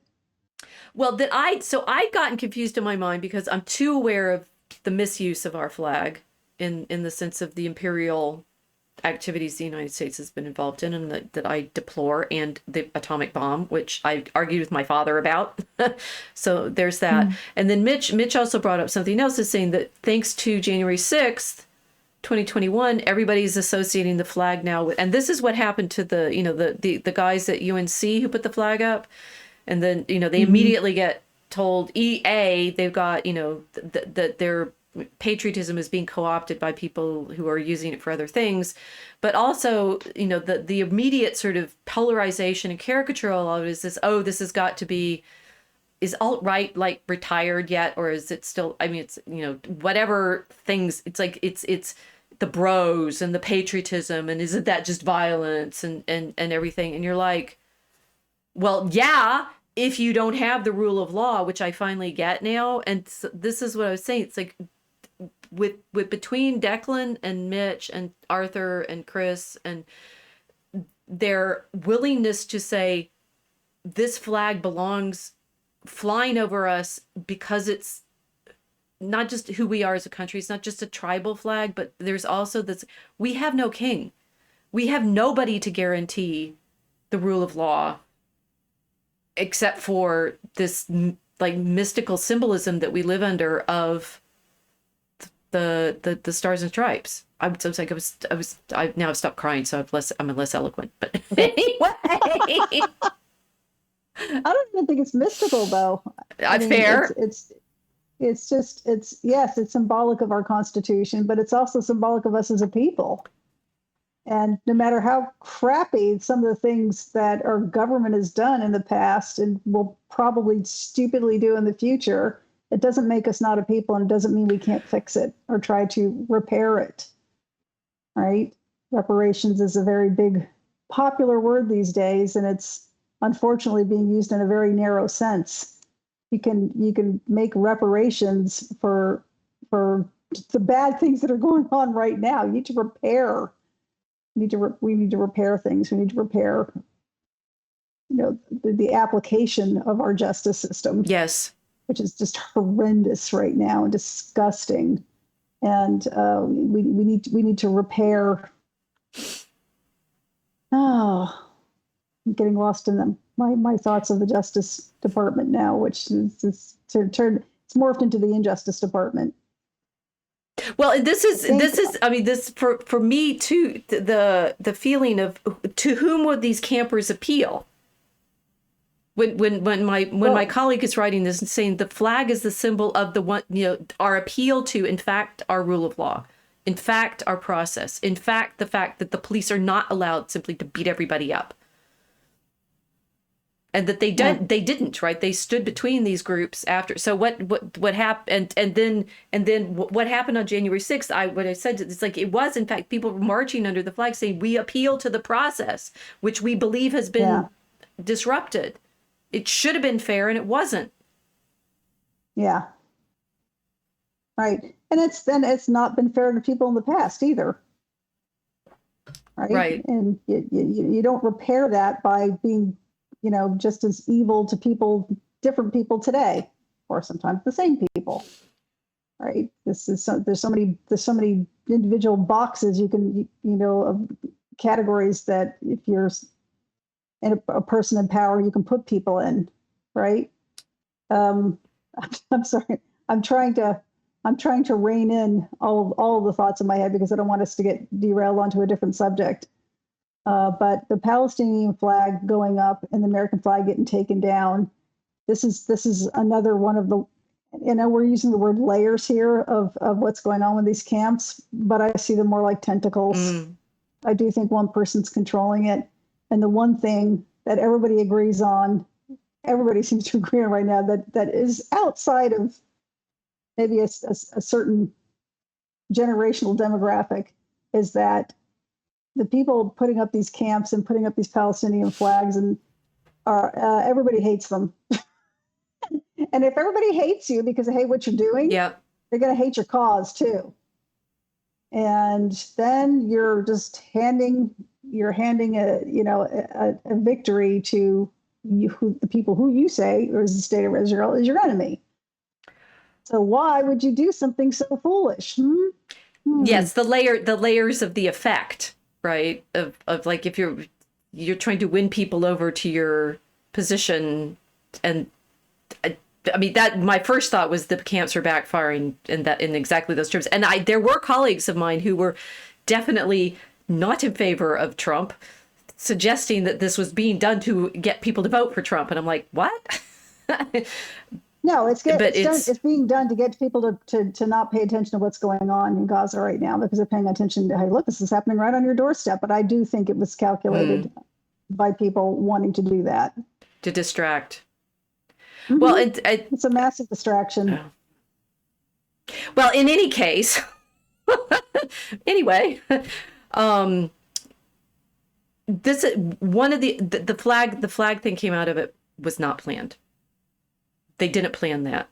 I think the Palestinian flag. No, well, no. The young men would suddenly stand up and say, "We're bringing the flag back."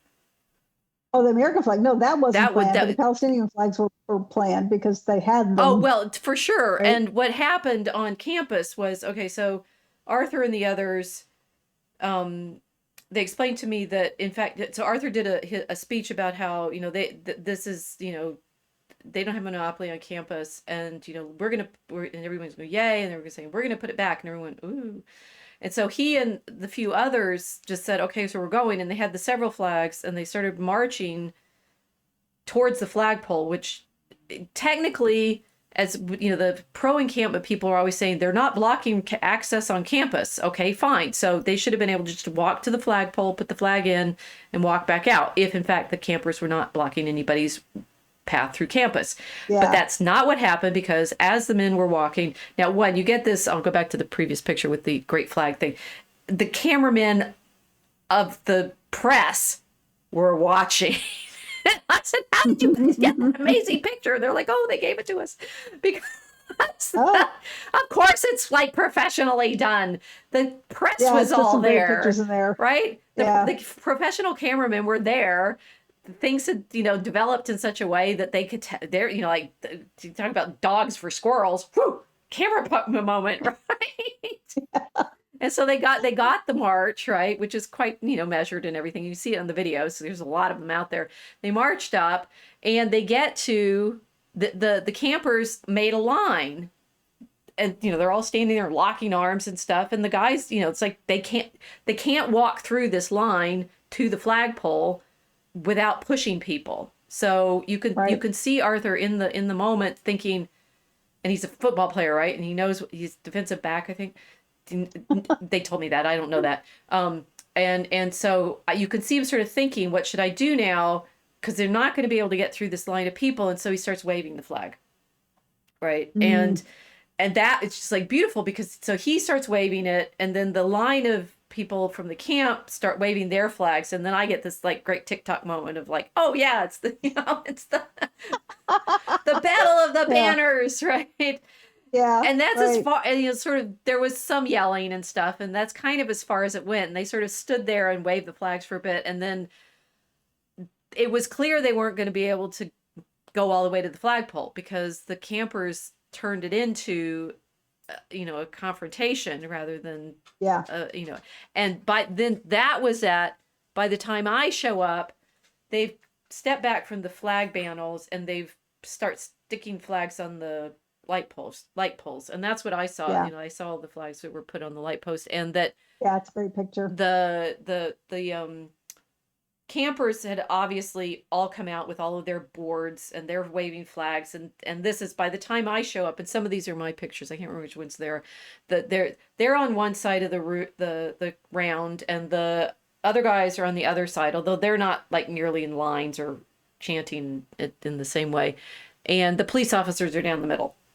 And that's the way it was when I came out an hour and a half later after the moment.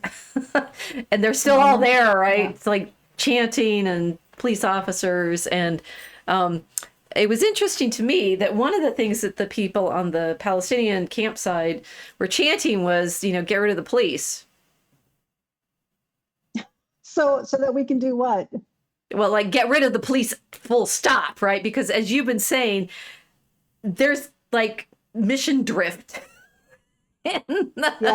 in the purported reason that they're having this camp. And one of the things that they started, by Friday they were including in all of their chants was getting rid of the campus police, because there's been a beef among this side of the argument of things about, I think there was, I've lost track of one or two of the engagements that they had with some local, maybe one of our students, unhappy, right? I know a lot of these police officers because, guess what? They tend to patrol the neighborhood regularly. I've talked to them a number of times, because sometimes they've been stationed in places that I'm walking, and I've seen them, in our parks, engaged with them and such like that.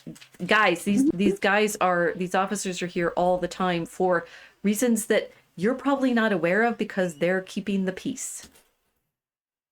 Yeah. So I have a close up here. One of them, on his badge is Officer Neil. I think I've talked to him before.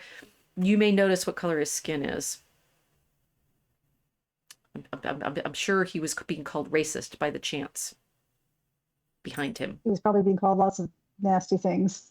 He's smiling, right? He's used to the south side of Chicago. I mean, the police did incredibly well. We want to write a thank you note to Chief Bowman and say the officers performed their role very, very well this week. It was stressful and, fast moving at certain times. This was the only thing that actually happened, the flags, but, and then the cleanup, right, which they had to do on Tuesday morning, very early in the morning. It's a great picture. They look very calm standing there in a line. Yeah, this is just two of them with a person in a keffiyeh taking their pictures. There was a lot of aggressive photography going on. Yeah, I don't understand that trend at all. It's like, I'm going to take your picture. I'm like, okay. You'll be in the picture. Yeah. Okay. So. Well, I'd say people have gotten more used to the fact of the phones, the fact of the online, you do this and expect it to be online. And so I mean, we've all been trained for reality TV by now. of like, True. what What are we doing kind, here right now? what are we doing here right now? Do I behave? It's, I mean, talk about the eye Yeah. of God on you, right? You know, the world can be watching at any moment. So you better behave, True. right? Yeah, exactly. Better behave, but they were behaving.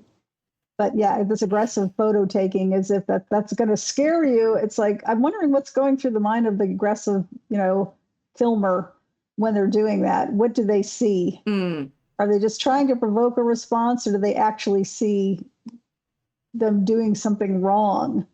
And I'm going to film you. You better not. I can tell you're doing something wrong, or you're about to do something wrong. It's just, I don't get the mindset Well, this is okay. So conundrum. this is I mean, I forgot where we were in my stack of pictures. We're going on long. Sorry. Do we do part 2 or do we keep going? I'll go back to the officers with their taking pictures. The thing is, I think it is actually true. We've been worried about this. It's like, how do we make sure we're saying this is the counterpart to having the physical public sphere. Now we're in the digital public sphere, and it means that, one, unfortunately, everybody can see everything you do. But on the other hand, there is this sort of digital village of expecting people to have seen what you said, expecting people to have heard what you said.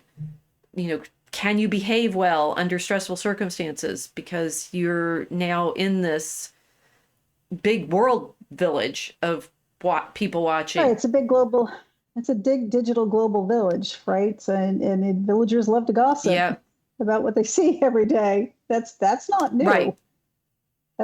Yeah. I mean, maybe what's new is saying, I'm going to make sure somebody in a village, 5,000 miles away can see this too. I'm like, well, would they really care? We care what's happening in Gaza. No, we do, but that's actually, something horrific. It's not something kind of boring and banal and the shame, bland, the shame right? of losing your temper a bit. I mean, that's tricky, right? The shame of right, or the shame of not being on my side. See this person right here, not on my side. Okay, well, that's what I have the next one. So the next thing I have is weird. All right, so the drama, flag, press conference, right? And throughout all of this, so the students are doing one role on the campus, the police are doing another role. The faculty, as I've mentioned, are mainly talking online with each other, although hanging out also on the outskirts of the camp. And I think some of them said they would be going into the camp. They'd have brilliant and enlightening conversations with the students in the camp, and they want the camp to keep going because they're having so much fun. They didn't use the word fun. They are having fun, for goodness sake. That's the whole point. It's a big party that, like engaged and activated and challenged the entire community for a week. And of course, therefore, I have colleagues shown in this picture doing a press conference saying, don't take the encampment down. Don't bring the police in. Don't dismantle it. You froze. Oh, no. I can hear you. You need to... Okay, you'll come back. So this, there's the press conference that the some of my friends, okay, here, some of my colleagues had, and I think you can see this one. The YouTube video is out there. I think they talked for about half an hour. All of them making statements about, which I didn't watch. I'm sorry. I had other videos to pay attention to, making statements about why it's important to support the students in their, engagement with the concerns that they have. And I'm like, well, that's appropriate. Okay, fine. But the thing is, there were some other students like Declan here giving his interview about why he did the petition to please take the camp down. The students are not a monolith in their understanding of what was going on. And of course, most of them weren't engaged at all. Most of them were just going to class. We're a week away now from the last week of class and from finals, right? Most of them were studying. Yeah. Trying to. Yeah. Trying to not navigate yet one more hurdle for them over the past 4 years. I have nothing but sympathy for these people. And I have no sympathy for the people who are adding more obstacles. Well, it is interesting, however, that the thinker students are the ones that were most willing to stand up against the previous imposition of things on this community, which was the lockdowns, like Arthur, right? His statements are out on the Thinker, right? You can read what he went through, or the mask mandates, which they dealt with having people like snitch on them. Talk about our community being like, rally around the oppressors, right? They had fellow students snitching on them for meeting outside and not, standing far enough apart and wearing masks in the winter several years ago. And many of them had, we that's why my prayer group was the Corona Testing Control Group, that we were the ones who had been granted religious exemptions from the mandate, but at some, procedural difficulties, depending on what category we fell in terms of the imposition. This is ironic that therefore the thinker students are the ones saying, please, don't let this disruption of our community continue, because they're the ones that argued for the continuing openness of the community in the first place against the institution and its mandates. Right. And to say this, here's me going into the camp.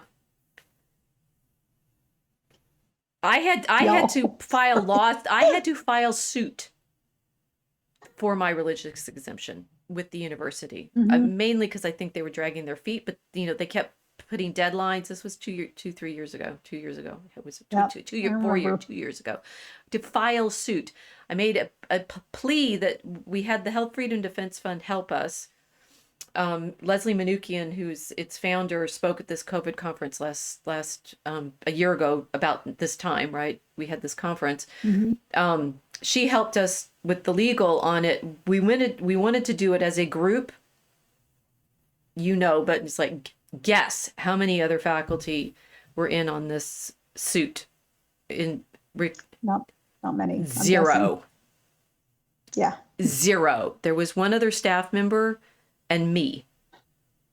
So standing up against the man.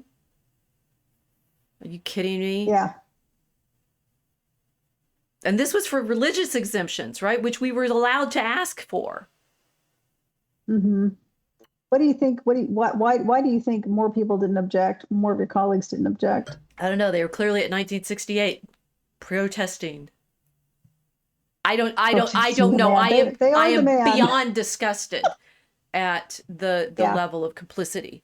And so it's like they were completely willing to allow people like Arthur to be locked in their dorm rooms over, these mandates. And as we are finding out now, it's like it's coming out regularly now about the injuries that people have suffered from the vaccinations, the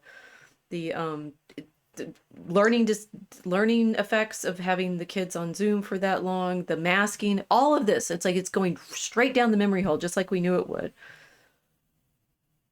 Yeah, I made a comment about that on somebody's Twitter, and I just made a comment about what was done 4 years ago, shutting down churches and keeping cannabis and liquor stores open, because those are essential and church isn't. And it was just a passing comment. Like, everybody knows this, right? I got so many people liking and retweeting that. I'm like, what's going on here? I don't get that kind of attention on Twitter. I'm like a nobody. Okay. And I'm days later, people are still liking this thing. Like, oh yes, I'm glad somebody said it. I'm like, isn't everybody already thinking this? Right. Yeah. Yeah. It was just, I thought to them, where have you been? Because we've been talking about this constantly for 4 years. Isn't Yes. So we had in this COVID conference we did last year where Arthur spoke. I'm going to keep saying that because you realize who the characters in this drama are. Kennedy he wasn't able to attend, but he gave us a little 10-minute video. It's like now suddenly it's like everybody knows. And 3-4 years ago, literally the Thinker was talking about it, just the Chicago Thinker students. Yeah, this is the strangest and yet such a typical baby boom generation thing to do. everybody jumps on the bandwagon together because they want to all be part of a movement.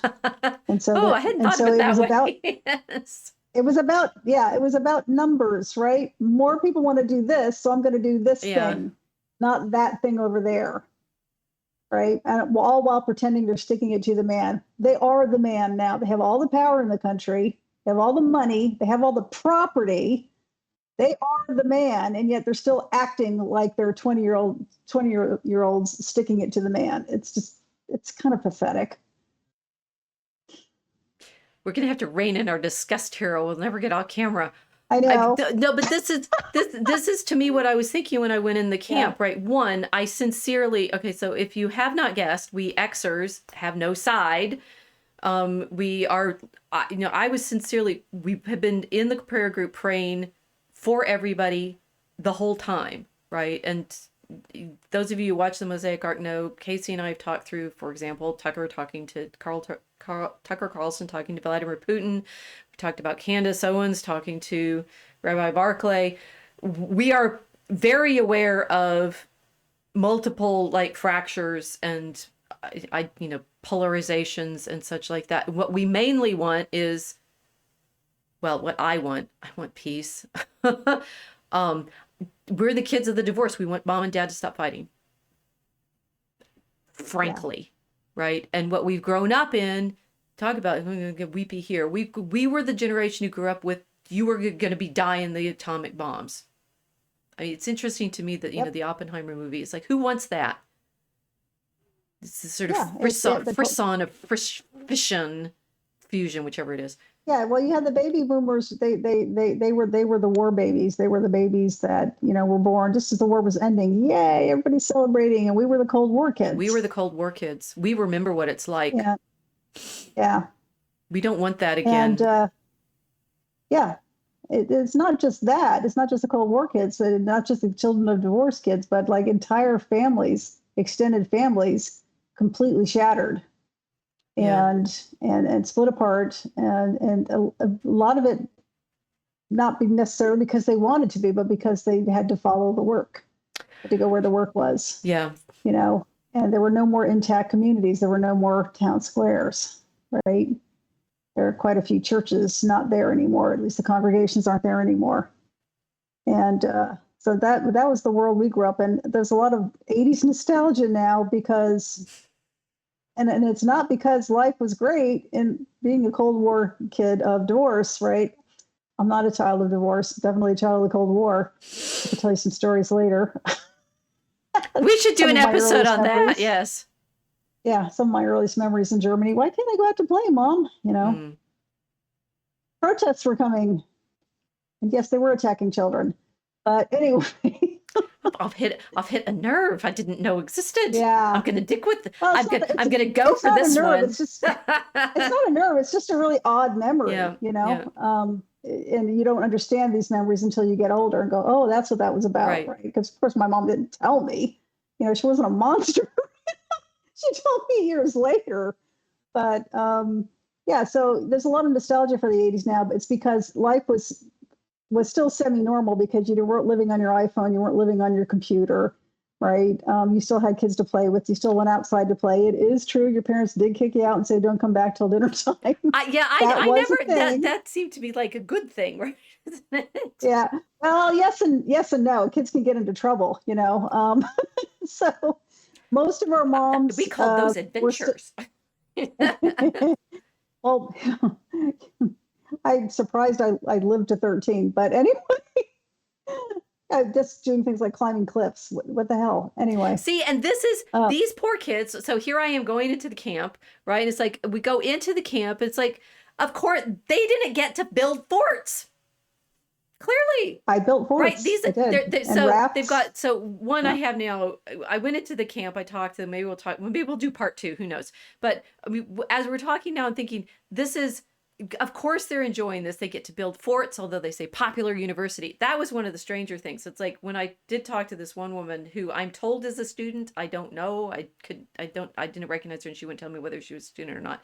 But she's saying, yes, I'm a member of this university. I'm saying, are you a member of this university? She says, yes, I'm the popular university. And I'm like, that's on our property as the University of Chicago. And by the No, way, it's our property now. And we were yeah, she wouldn't standing say it. She's outside of the coached. camp. So she was on our, the university property, but it's like, we've taken over.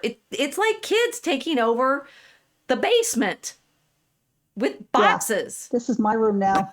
Yeah. Yeah. And the thing that's infuriating about that is she thinks she's a lot more smart than she is, that nobody can figure out what she's doing. But they clearly haven't practiced. So they're making signs and they put up liberated zone, cops need not enter. I mean, it's like, it does feel now that we've gotten to this point, it feels like you really should have had more neighborhood campouts. We did this all the time. Oh, yeah. No grown-ups. The 60s kids, adults that were occupying buildings, grew up in a perfect post-war America. Yeah. Right. We 80s kids built, we built forts in the woods with, found boards and had to fight the Black Widows for them. Ooh. Well, that was in the backyard. Did you ever see a rhinoceros beetle? Those things are scary. There used to be all these bugs and everything, and you could capture them and make zoos with them and stuff.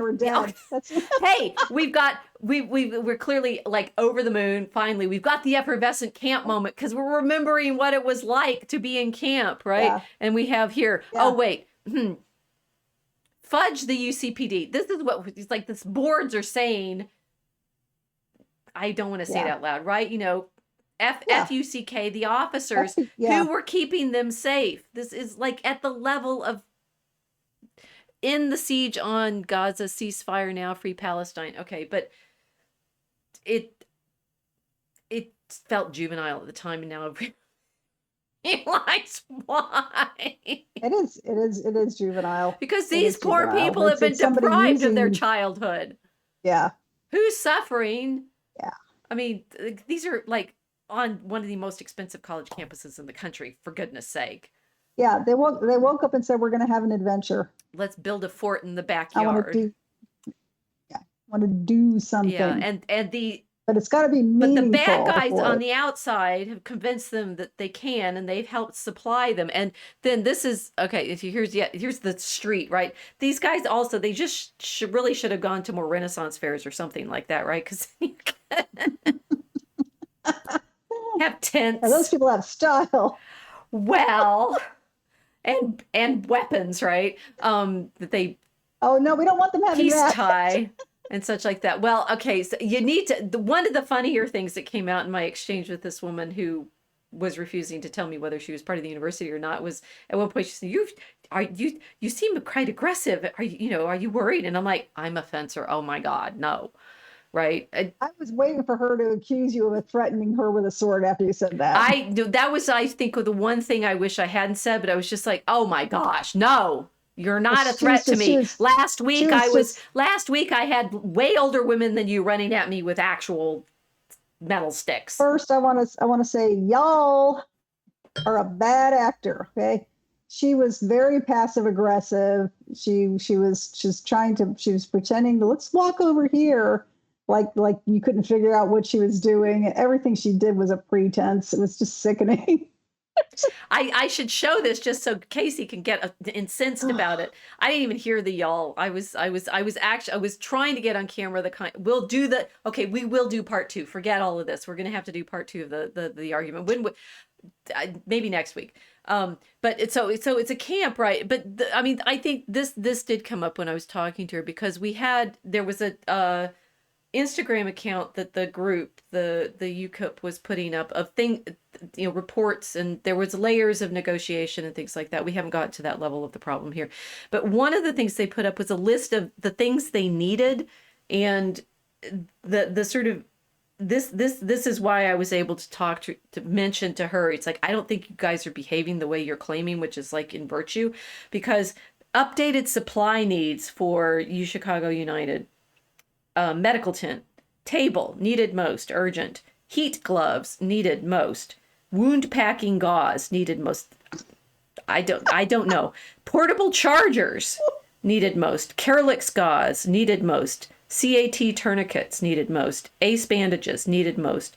4x4 gauze needed most. ABD pads for wounds needed most. Goggles needed most.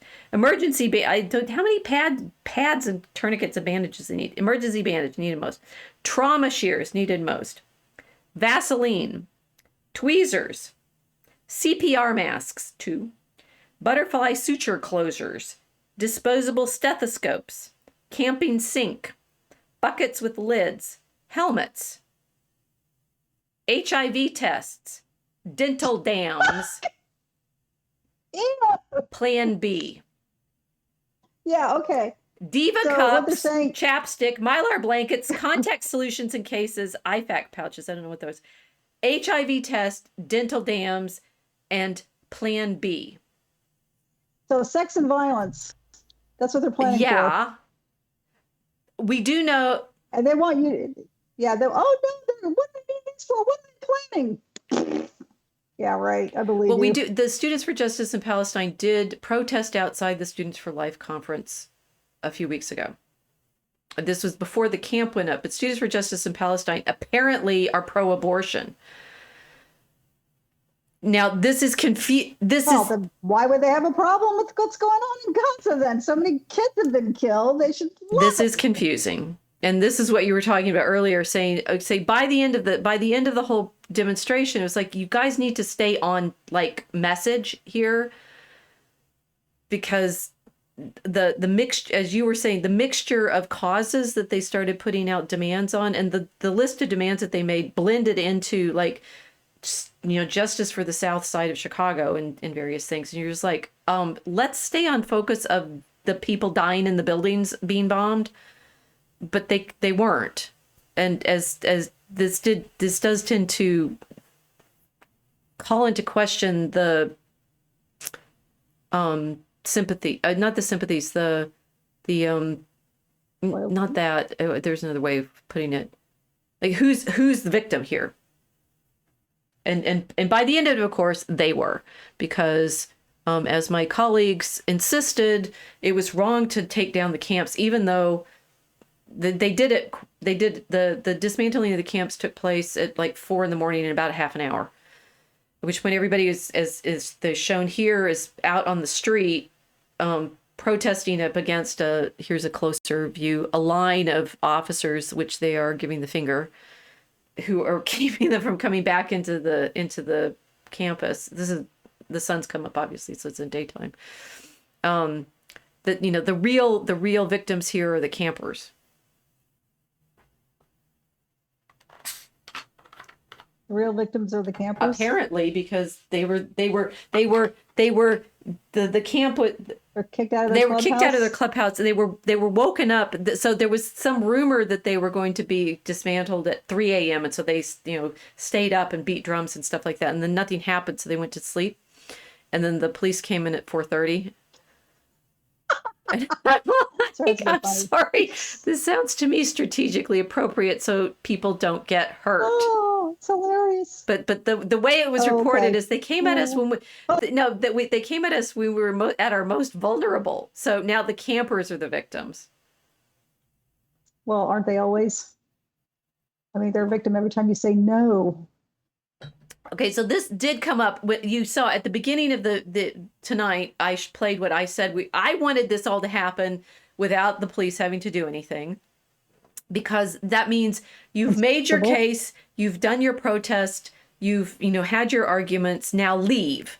And when I talked to the woman in the camp, who brought me out of the camp and tried to say y'all at me, I was like, when are you leaving? Because we've got events coming up that need this space. Oh well, we're here until our demands are met. And I'm like, then we're in an impasse, right?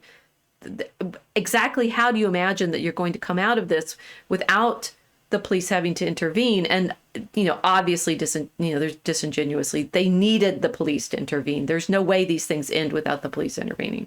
It's a setup. Mm-hmm. Yeah.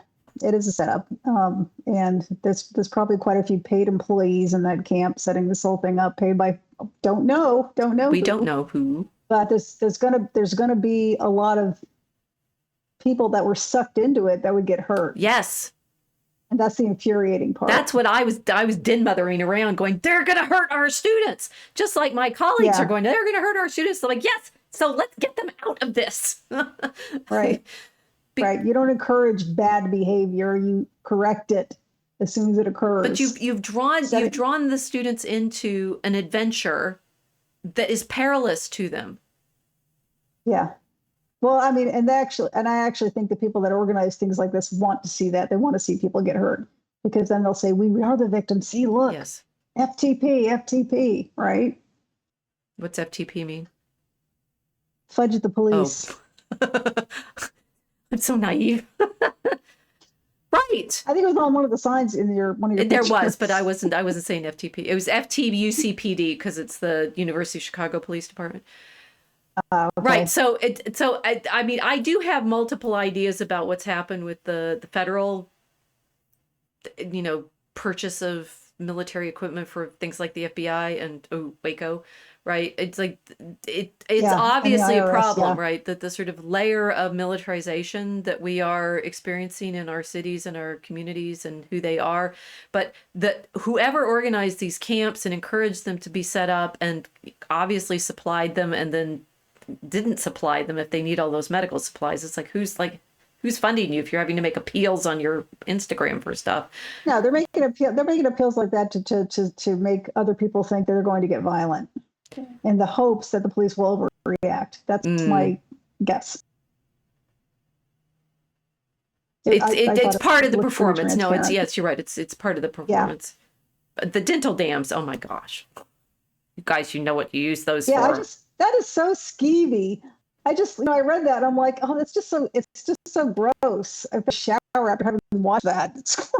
Well, I'm thinking then the students have reported that it seemed like that kind of activity was going on. It's like, you're in a military camp, be celibate for goodness sake. No, they're there to party. That's why they're there. It's an event. It's a happening.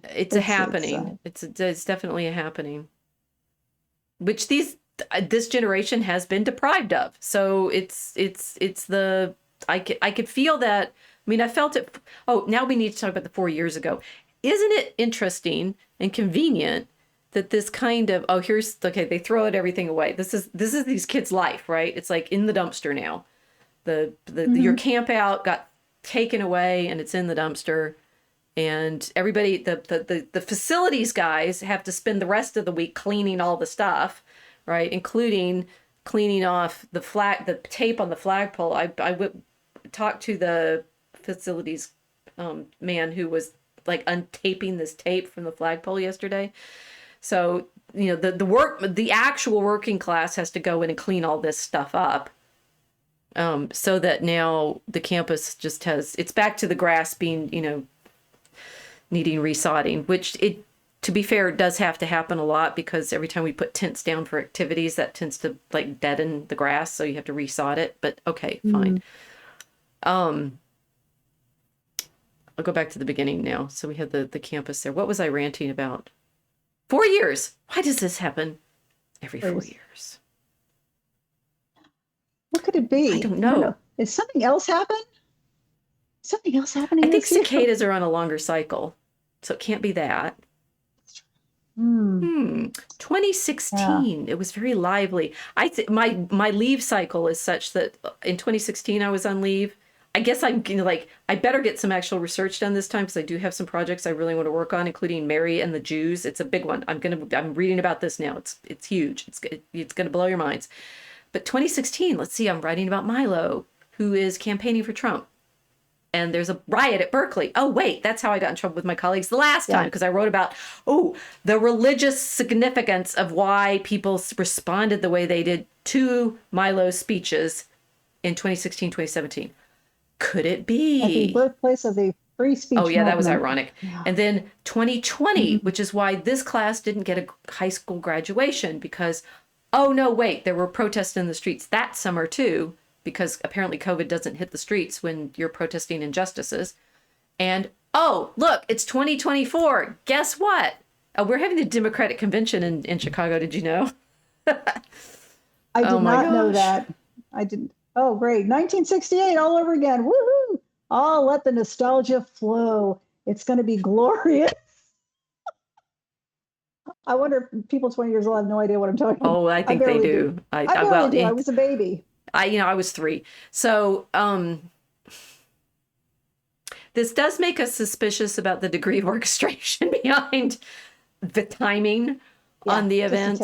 And also, I mean, so what's interesting for me, having lived through this week, obviously having participated in things by way of, I mean, kind of being in place to be in the moment, because we were doing the prayer group as a follow-on from the previous thing. We're in campus, so it gives us this landscape to have this sort of engagement. The students, particularly the thinker students, had the thinker, right, which they've been continuing to write on for the last several years. So it was a platform there. You know, you're almost, it's you've got to engage when this kind of event happens. It's like not playing your role. We needed to be the people that made the other arguments, who tried to show things, who learned about the flag. And yet it's, to a certain extent, that you're tapping, by way of these 4-year cycles, you're tapping into people's desire to be engaged and manipulating it. Yes, they're manipulating it, because there's plenty of positive ways to be engaged. This isn't one of them. Just disrupting, occupying and disrupting. Well, but the thing we learned about the flag was actually good. So that backfired on them, because now we have a reason to recognize how significant it is to have our flag, and that reclaiming the flag for justice and in the rule of law and process. And this is why you do want to be under this flag and not another one, not a warlord's flag. Yes. Not a, right. You want your warlord constrained by law. Yes. As much as is humanly possible. Yeah. I mean, there will always be corruption everywhere, but that doesn't mean don't try to contain it or stop it or prevent it. Right. So now I wonder whether the chat has said anything. Mel saying you, that must have been when we were talking about something else. Three cheers for white men. I think that came with the guys who are multiple. I mean, so we have, they're not all simply Europeans. We had a variety in that march. Boomers,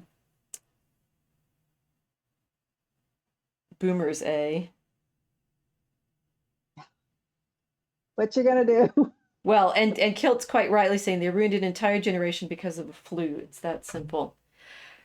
If, in fact, class of 2024, you reclaim the public sphere, that is a wonderful outcome of all of this. But the students, the thinker students for whom this stream is, to whom this stream is dedicated, were there in the moment, and they did take the opportunity to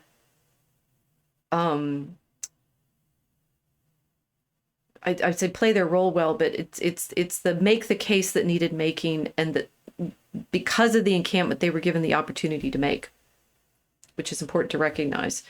That it was and that's where, when I was thinking about being a fencer, right? It's like you train and train and train and train and train so that when the moment comes, you have the action that you need in order to, not just be effective, but make your point. That's the best I can do with the pun tonight. Make your point. And isn't that what a good university does? Yes. And good professors like yourself do. Yes. So thank you. You made my point. That you're alive, you learn, you study, so that when the moment comes, you know how to act. Yes. Yep. Thanks be to God. Amen. Well, okay. So thank you, campers. They gave us an opportunity. You have to salute your opponent. It is very, very important. Fencing bears salutes. They're not happy campers. Oh, they're not happy campers. They got their fort taken away. However, as I said at the beginning of the video, we pray. We pray for peace. We are praying for everyone involved in the conflict. We pray for the Gazans. We pray for the Israelis. And we pray for justice to be done and the bad actors in the manipulation and all of this to be brought to light. So keep those cameras rolling. That's a good ending, right? Yep. Yes. Okay. Thanks everyone for joining us. Like, subscribe, follow us. We're coming back. We're on this ark and we're sailing. Good night.